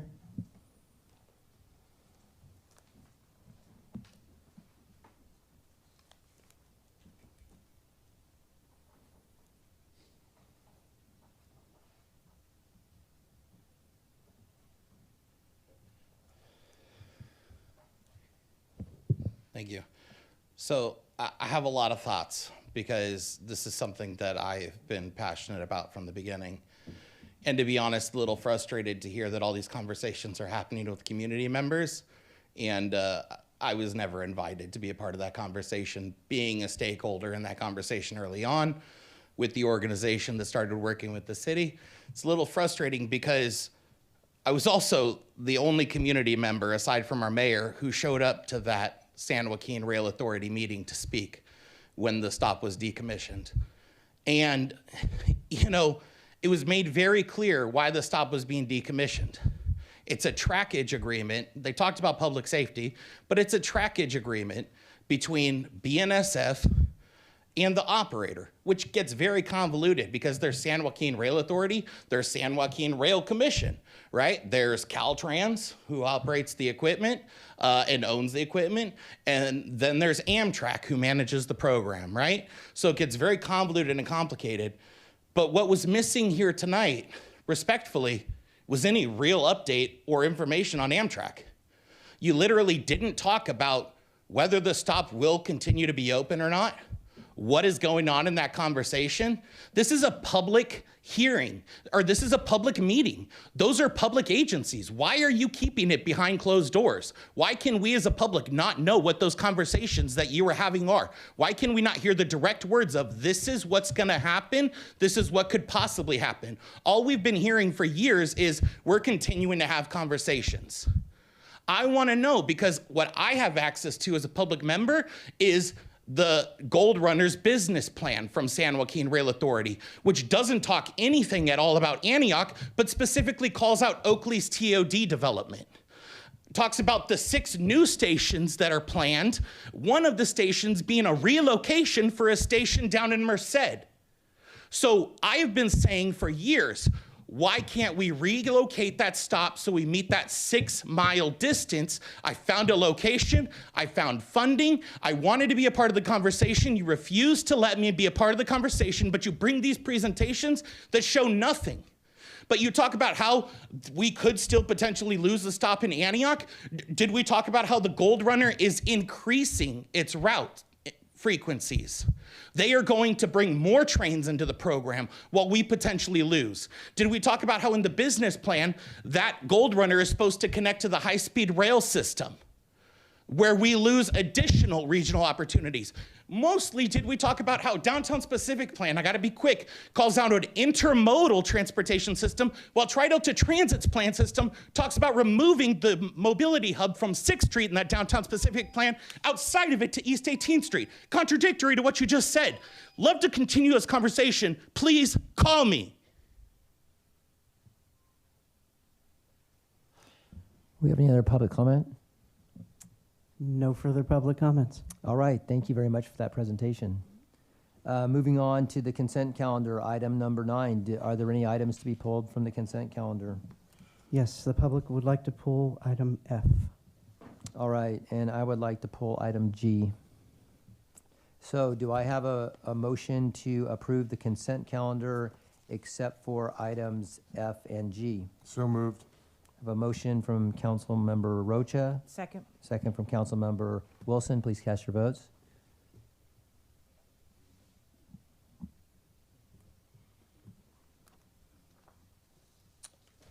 All right. Motion passes 5-0. Item F, new class specification, assigning salary range, assigning the classification to the operating engineers local number 3 bargaining unit. Yes, thanks so much. I can just talk about this real quick. The item recommends approving 2 new classifications, environmental resources specialist and environmental resources coordinator, and reclassifying an existing administrative analyst position within the environmental resources division. A review found that the work being performed has become more specialized and is focused on environmental programs, regulatory compliance, sustainability initiatives, and technical coordination, which are not fully reflected in the administrative analyst series. The proposed changes are administrative in nature, will maintain internal equity, and will be funded within the existing budget with no additional fiscal impact. The city has met and conferred with the applicable bargaining unit, and approval of this item will result in 2 environmental resource specialists and 1 environmental resources coordinator in the division. The rewrites include best and emerging practices regarding the work that's currently being done, needed, and mandated legally under this service area that hasn't actually been concentrated. So we do have certain grants that we are looking at, as well as state standards, and we're trying to streamline this area since it's already been specialized over the last few years, so right-sizing some of the positions to reflect the current workload and task management under the titles, correct titling. All right, thank you. Do we have any public comment on this? Yes, can we have Julie? Good evening, Mayor, council members. While I am happy that this is moving forward in general, and I understand the importance of these positions as I did them for 25 years, and the need to continue this work, rushing these new classifications through as is not the way to get qualified, dedicated professionals to apply. It has taken 26 years to update the Environmental Resources Coordinator specifications. I encourage you not to approve these tonight and to take the time to get them done right. The draft job specifications serve as an example of the lack of understanding of the positions and rather a desire of Public Works to pawn operations related to duties off on these positions. They were submitted to HR with no input or discussion from the person who has been doing them. And when I fought to get it, I gave my comments, and much of them are what I'm still telling you today. It seems as though this is mentioning a third position or a third FTE, which I believe is really the admin analyst that's currently in NPDS, which is in the engineering division of Public Works, not in environmental resources. So you're looking at one environmental resource coordinator and 2 specialists. However, the proposed job specs do not accurately capture the work that we do. As I mentioned just a minute ago, it is very much a word salad, or it is very much looks like it's a lot of operational stuff. There looks like if you look specifically at the solid waste section, you will see a lot of word salad, in my opinion, where some things just go on. Let's just list everything that could possibly happen in a day, is what it sounds like when you read it. Oops, lost it, sorry. Additionally, there are things in there that don't need to be included in your job specifications. Very specific things like the shred event that Tri-Delta Transit hosts that we partner with them on. That doesn't need its own task in the specifications. That might not happen. It's not something that needs to be in a permanent job specification. Additionally, the way that this looks like it's structured, I don't know how somebody would be able to pull off the environmental resource coordinator position with 2 people with AAs working underneath them, potentially, on stormwater and solid waste. There's no way that they could keep all of that material together. It was hard enough to do it without moving NPDS completely into the division. And then also the environmental resources coordinator is being shown as exempt with admin leave. The admin leave is only 40 hours. I historically get around 60 hours of comp time. And so this is just really disturbing. And I hope that you look at it and take a real good look at what you want these positions to be working on. Thank you. Any other public comment? No other public comments. All right. Any questions or comments from council? None? All right. Do we have a motion to approve the new classifications, assigning the salary range to OE3 bargaining unit?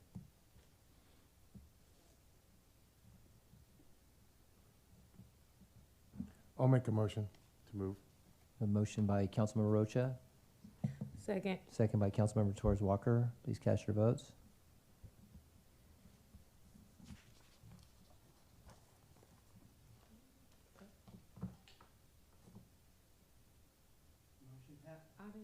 Motion passes. Someone did not vote. There is 1 abstain. We have 3 yes, 1 abstain. I didn't get to vote. Okay. I tried to vote. Okay. Just do a revote. Okay, revoting.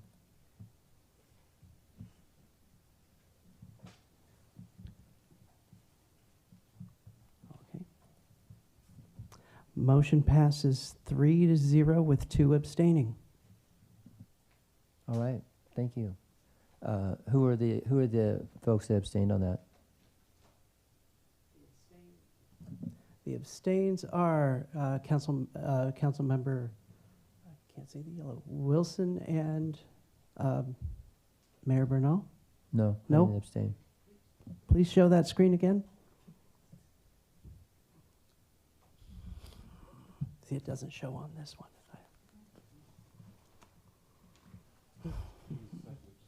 Who was the second abstention? You were one of them? Okay, Councilmember Wilson abstained? And I abstained. Councilmember Torres Walker abstained. Okay, thank you. Moving on to consent calendar item number G. Yes, thank you so much, Mayor and City Council. The city is replacing its outdated video surveillance system with a modern Verkada platform that provides higher resolution cameras, cloud-based storage, and improved reliability. This upgrade enhances public safety by delivering faster access to critical video evidence, stronger cybersecurity, and the flexibility to expand as future needs arise. Was there a question, or did you want the presentation? I had a couple questions, Okay. so I don't need the full presentation. So the first question is, the contract is $184,000 paid in, hey, Lieutenant Whitaker. The contract is $184,000 paid in year one. What happens, and it's a 5-year contract, what happens if the company goes out of business, if we don't like them in year 3, say? So the company's been around for 10 years. It's a $5.8 billion company that's going public this year. Just had investments over $100 million from Google. So the likelihood of it going out of business is pretty low, but it could happen after year 1. We do have 30 days to void the contract at the start. And then if we did void the contract after the 30 days, we would still own the $91,000 of equipment, but we would not have any of the rest of the funds back. Okay, thank you. And then in the staff report, it mentions that we currently have 66 cameras. We're going to be replacing 51 of those and then putting 15 new cameras in, so a total of 66 cameras. Can you explain how that works? Yes, sir. So we have 66 current cameras.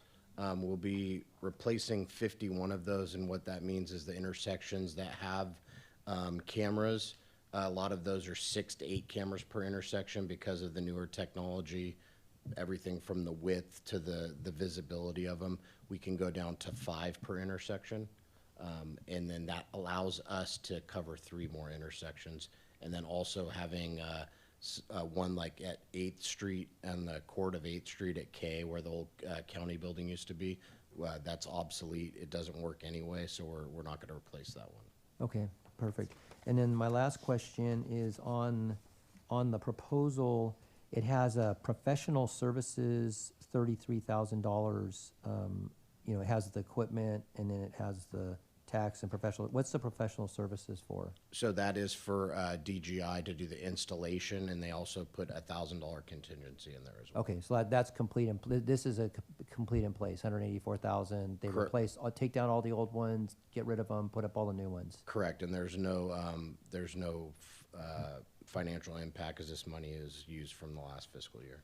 And then and I think it said it in here, but this all interconnects with this new Axon system that we approved recently? Correct, so they already have a standing API. I've seen it in person myself, but it is cloud-based, which is one of the problems I presented in a prior council meeting, having 3 systems. This is cloud-based. Any city employee can have access to it. We can control securities per user, as well as the full interoperability of using it with Axon. Fusus is something we purchased in our contract with Axon, which is basically like a real-time crime center.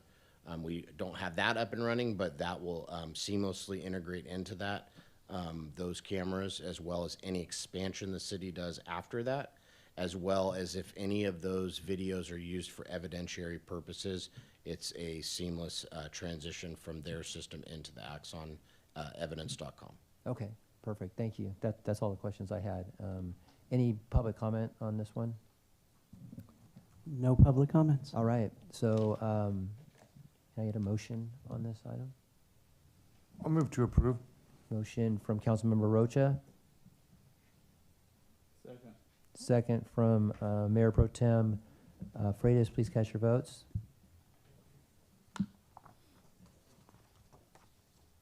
Motion passes 5-0. All right. Thank you, Lieutenant Whitaker. Now moving on to public hearing. Item number 10, introduction of an ordinance to adopt by reference the 2025 edition of the California Standards Code and Fire Code without local amendments by amending specified chapters of Title 8 of the Antioch Municipal Code. Yes, Mr. Storer. Good evening. I have a 45-minute PowerPoint. If we can just set that up. You didn't fall for it, did you? Okay. Every 3 years, triennially, we in the state of California basically have updated codes, mechanical, plumbing, electrical, building, and they come a matter of law every 3 years. They became effective January the 1st of this year. We're making no local amendments, so they're already in place. The ordinance before you tonight is just simply making sure that the new year is put into our municipal code, that's all. So happy to answer any questions, should you have them, Mr. Mayor, council members. Thank you. All right, any questions from council? All right, this is a public hearing, so I'm going to open it. Do we have anybody who would like to speak in opposition to this ordinance? No, sir. Seeing nobody, is there anybody that'd like to make public comment? No public comments. All right, I'll close public hearing. It's before the council for. Move approval. We have a motion from. Second. We have a motion from Mayor Pro Tem Freitas, second from Councilmember Torres Walker. Please cast your votes. Motion passes 5-0. All right, I think that was a fast public hearing. On to regular agenda, number 11, fiscal year 25-26 budget amendment in the amount of $4 million for Caltrans funding for trash capture devices. Yes, Director Bunting is coming up to explain. Good evening, Mayor, City Council. We're very excited to be presenting this to you. It's an excellent opportunity for the city, in my opinion. So basically, approval of this resolution will authorize the city manager to apply for, accept, and appropriate Caltrans funding for 2 large, full trash capture devices and enter into a Caltrans cooperative implementation agreement to implement the full trash capture device project. The project will actually install 2 trash capture devices. They'll be installed in 2 separate locations. One will be located at the intersection of Cavallo Road and 13th Street, and the other will be located near the intersection of Wilbur Avenue and Almond Street. The trash capture devices will be connected to the storm drain system to collect trash before it reaches the San Joaquin River. These 2 locations were chosen for their high trash capture benefit and the area's shared interest between both the city and Caltrans. So installation of these 2 trash capture devices will advance the city's trash control compliance obligation. The 2 trash capture devices will control trash and other pollutants from stormwater runoff from approximately 549 acres of urban land within the city of Antioch, which includes 31 acres of Caltrans jurisdiction. The project will also provide Caltrans with alternative compliance credits under their statewide stormwater permit. A little bit of background on this. So the city is regulated under the Municipal Regional Stormwater Permit, which requires East Bay cities to reduce trash capture discharge into their storm drain system by 100% by December 31st of 2025. The city has already sent a letter of noncompliance on December 27th to inform the state that the city is unable to meet the 100% trash control final compliance date. A trash capture load reduction plan was included in the letter sent to the state, which outlined the proposed measures to meet the regulatory compliance mandate. This plan will largely be accomplished through the implementation of these large trash capture devices. Once installed, the trash capture devices will capture trash from specific areas of Antioch. Once constructed, as long as the devices are properly maintained and operational, the city will continue to receive credit towards their permit compliance. To fund the proposed project, the city will provide upfront funding. The cost for both trash capture devices will be fully reimbursed by Caltrans. Funding from Caltrans will fully cover the cost of design, installation of these 2 trash capture devices. The implementation of this cooperative project will help the city to cost-effectively meet regulatory requirements. I'd be happy to answer any questions regarding this. All right, any questions? I do. So we're out of compliance. Have we talked to the Regional Water Quality Control Board? Yes, sir. And? We presented a plan of what we plan to do. They're still in talks. Right now, we're trying to move forward, working with Caltrans on this opportunity. We'll continue to do the best we can and work with the state as much as we can. Okay, this wasn't a surprise, right? No. I mean, this was coming, but it's rather difficult to get the compliance that we're talking about. We've utilized small trash capture devices within our catch basins to do some of this, but they haven't really proven to be as effective and to capture the large amount of trash that we need to. And this is just an opportunity. One, price-wise, good opportunity with Caltrans to be funding this $4 million investment in these devices, which has been the main sticking point for us utilizing these large devices. Is there any other non-compliance of our MPDS permit? In terms of what we're talking about in this trash capture, this is, Just generally in speaking. general, this is the only one that I'm aware of. Okay, so this is an issue that I've raised before. In the second paragraph, it talks about the fiscal impact and the fact the annual operation and maintenance costs will start up at approximately $10,000 in fiscal year 29-30 to pay from the MPDS funds, which includes equipment, labor costs to maintain the two large, trash devices. This MPDS fee has not been changed, has not been reviewed or upgraded for like 20, 25 years. And so again, we're going to take, the MPDS fund's going to take a hit, and it's not staying current with the costs and demands and the MPDS permit itself. They become more and more stringent as we carry on. So it's a comment, and again, underscore that we're losing revenue that should have been in place decades ago. Number one. Number two, did something change? Did we suddenly get under the jurisdiction of the San Francisco Regional Water Quality Control Board? No, nothing has changed in terms of jurisdictions, but we do lie on the border between two jurisdictions. How we're able to work with these. We were approached by Caltrans. This is something that Caltrans is But our permit is from the Central Valley Regional Water Quality Control Yes, sir. Board.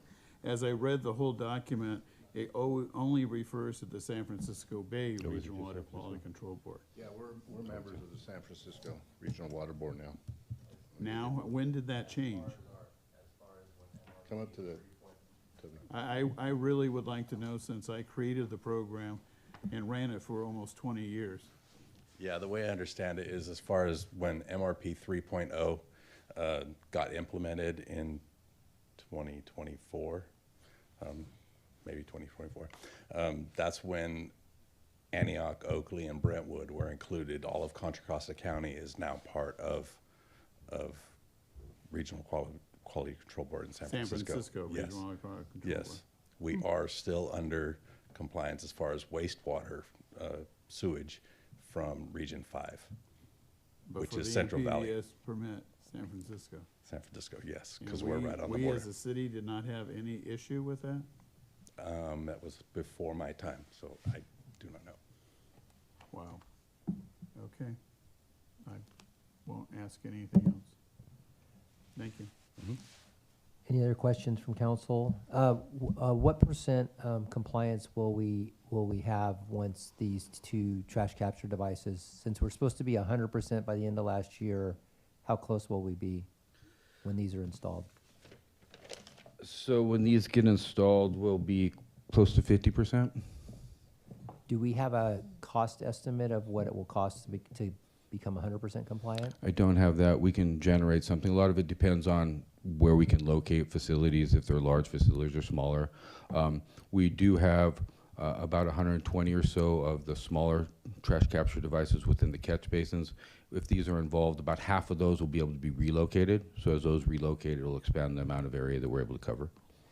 Yeah, I think maybe when we bring back the fee for approval, maybe we can get a report on just where we are with the program, generally speaking. Because at 50%, with the fact we're out of compliance, I guess we also need to know the consequences of not coming into compliance within a certain period of time, whatever that looks like. And I know we're probably talking millions and millions of dollars to come into compliance, so. And that would, without money in our NPDS fund, to come out of our general fund if we had to fund it, so it's not a good place to be. Do you know if there's any agency in Contra Costa County that's in compliance by any chance? There I are believe some? there are some cities, yes. Okay.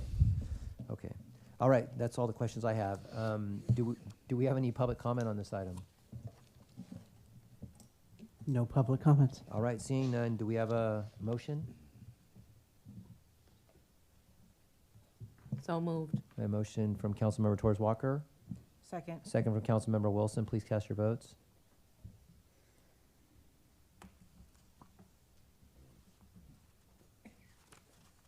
Push push that button It's hard. not tracking my button. Motion passes 5-0. All right. Thank you. Thank you for that item, and thank you that we have Caltrans funding this this project. Public comments. Yes, can we have Jim?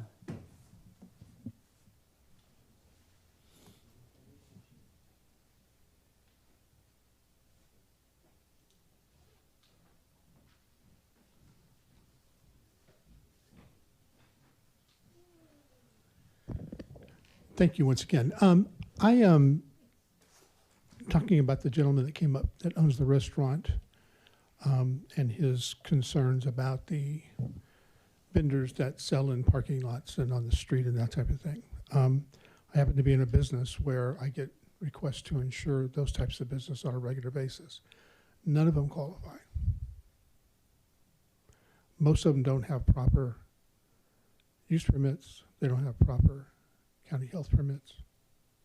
They don't meet the qualifications for refrigerating their food properly in most cases. And most of them don't have insurance because they can't get insurance.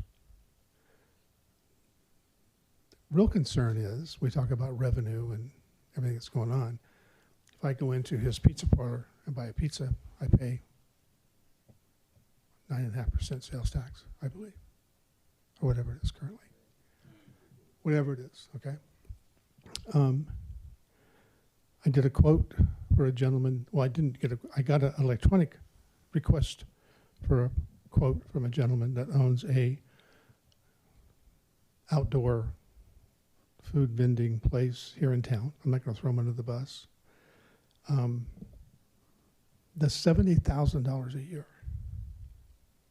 in a parking lot. Over $1,000 a week. And his comment to me when I talked to him on the phone was, it's the best tax-free income you could have.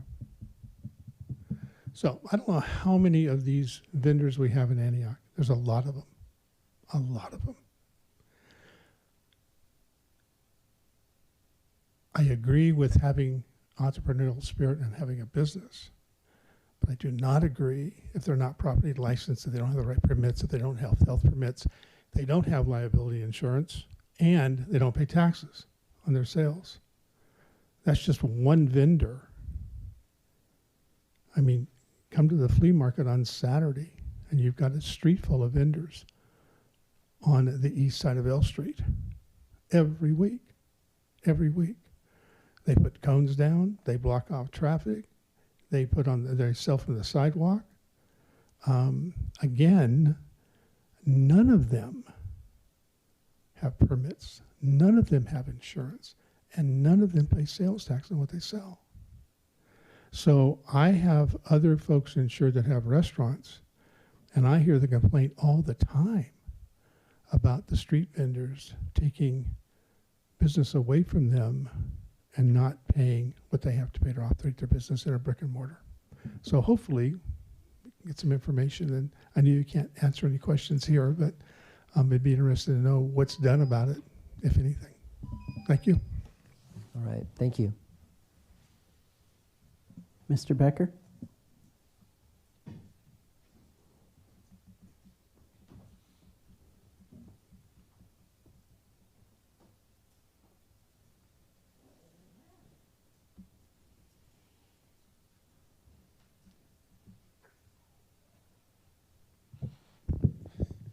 Thank you. A lot of interesting comments tonight. So I wanted to, once again, kind of come with some questions, looking for a little clarity. I had a conversation a couple of weeks ago with the publisher of the Antioch Herald, who had reached out to me regarding the commercial infill housing overlay here in the city of Antioch.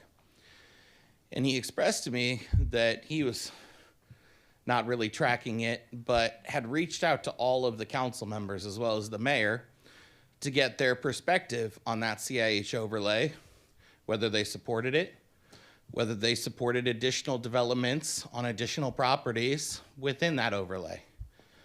I was told that the two respondents were the mayor and Councilmember Rocha, to who he was told that you did not support the CIH overlay, and that you strongly did not support any additional developments within those overlay properties.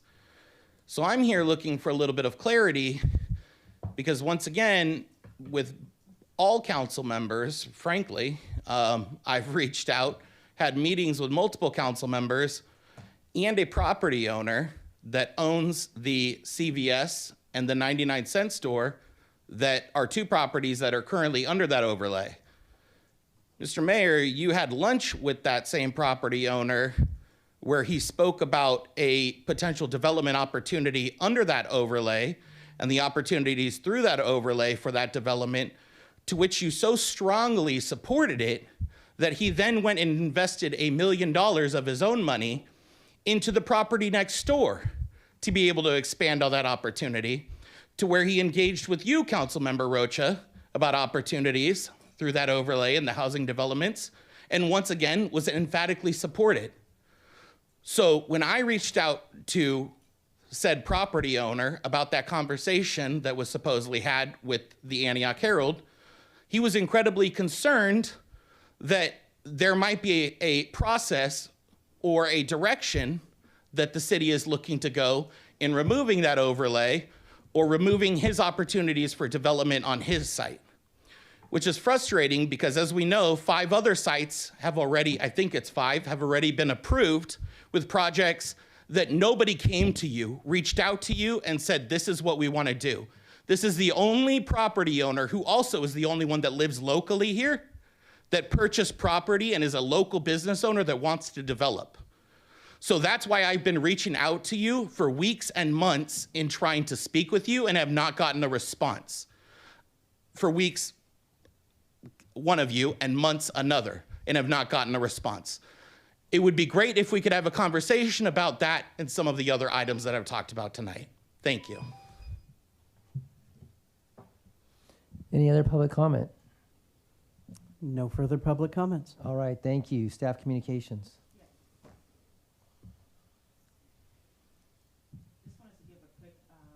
Microphone. Sorry. For the Parks and Recreation Department, for the Youth and Senior Services, I wanted to let you guys know that the Antioch Community Center served 173 youth during the month of January. For the Antioch Senior Center Lunch Program, they served 1,912 meals in January and over 30,000 meals served in the entirety of 2025. 352 participants engaged in senior center programs and activities throughout the month. We have 220 youth in our Junior Golden State Basketball League for sports.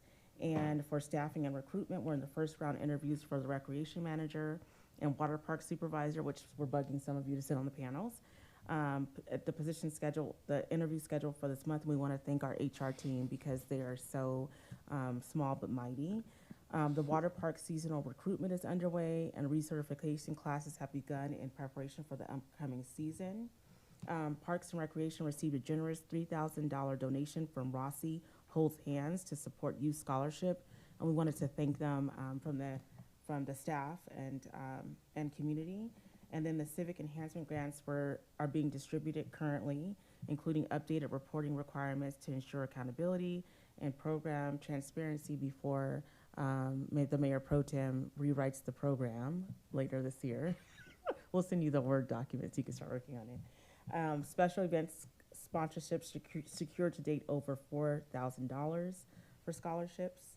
And then the project updates are that the Nick Rodriguez Community Center and Senior Center remodel contracts are currently underway, and the HVAC unit installation has begun, so you'll see that when you pass if you go during the day. For Marquette Park renovation, construction is anticipated to begin in March, with completion expected in June. And for the Antioch Water Park improvements, a successful bid walk was conducted for the deck, concrete, and pool plaster projects. Bid opening is scheduled for February 24th, with council consideration anticipated in March. So thanks to Paul and the rest of Director Bunting's team for that. That's my update. All right, thank you very much. Do we have any council communications and future agenda items? Councilmember Torres Walker? Oh, Mayor Pro Tem. I do, and it's kind of a legal question, Mr. Cole. The comments earlier from one of our citizens, this whole issue about the vendors, the street vendors, getting terrible. On 18th and A Street, down 18th Street, they barbecue. I don't know what the name of the grocery. Is it Lucky's? The names change so often on 18th Street. Antioch Market, I think. Antioch Market. When they're out there, I mean, you get, when you're driving up, you got this whole cloud of smoke coming at you, and there is a crosswalk there, and it's a little difficult when you pass. And so the question really is, it is food. Is it Contra Costa Health Department? Is it the city of Antioch? Who is responsible?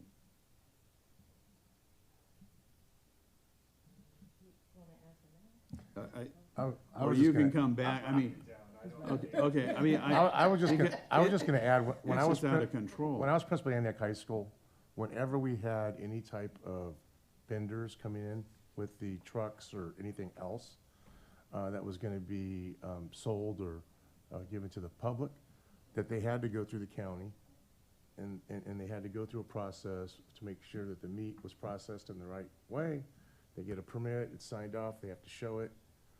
So I know that there's a process with the county, because I know that there were people who own private businesses and would want to participate, and we would say, without a permit, you're not welcome here. So I'm not really sure which RVs or food trucks have permits and which ones don't. I don't know how that's managed. Yeah, it's just getting awful, you know, and you know, again, we're losing revenue. And so, but for me, it's also a health issue. And who is responsible and who is liable is really the question, because a lot of the vendors are on our sidewalks. And the other part of that question, you know, the property on L Street, that really is the 23rd District Agricultural Association of the state of California. So what jurisdiction do we have with regards to that property, both the sidewalks, because some of that sidewalk is not a city sidewalk, it's the state's sidewalk. So these questions, it's a question of liability, public health, lost revenue, on and on and on. You know, senior citizens, people with ADA issues can't get past them. So, and it's not getting smaller, it's getting larger. And I really want to, you know, study this and find out what we are doing, particularly with the issue of enforcement. Thank you. Yeah, I know when the county fairgrounds is being used, there are a lot of vendors out there, and the county fairgrounds it's state property, so it would be good, you know, to know what we have the legal right to do, and when we're overreaching our municipal authority. I also want to say the reason why it's so distracting when you drive down East 18th Street and pass up the Antioch Food Center is because the chicken smells great. So it isn't the smoke that's distracting you. It's this curiosity that the chicken smells so good. And so many people have said that it's some of the best chicken they've had. And also, they are not serving on the sidewalk. They're serving in the parking lot, which is private property and not city property. So it might be good to talk to the store owner and see, you know, if it feels like they have an agreement there. And please do stop by and get some chicken, because it is really good. And I think there was a conversation, I feel like a couple years ago, about food vendors. Councilwoman Wilson might have a lot more to say about that, because I believe there were some conversations back then when I first came on council about food vendors and not trying to criminalize them and trying to figure out like how to work with them, but make sure it's within regulation. The ice cream truck does not come up down my street, but the corn guy does, and the corn is delicious. So just, you know, we might, you know, wanna, yes, look into this and think about that. But yes, go get you some chicken, Antioch Food Center, East 18th Street. All right, any other council members? No? Seeing none, could I have a motion to adjourn, please? So moved. Second. Councilmember Torres Walker move. Councilmember Rocha second. Please cast your votes.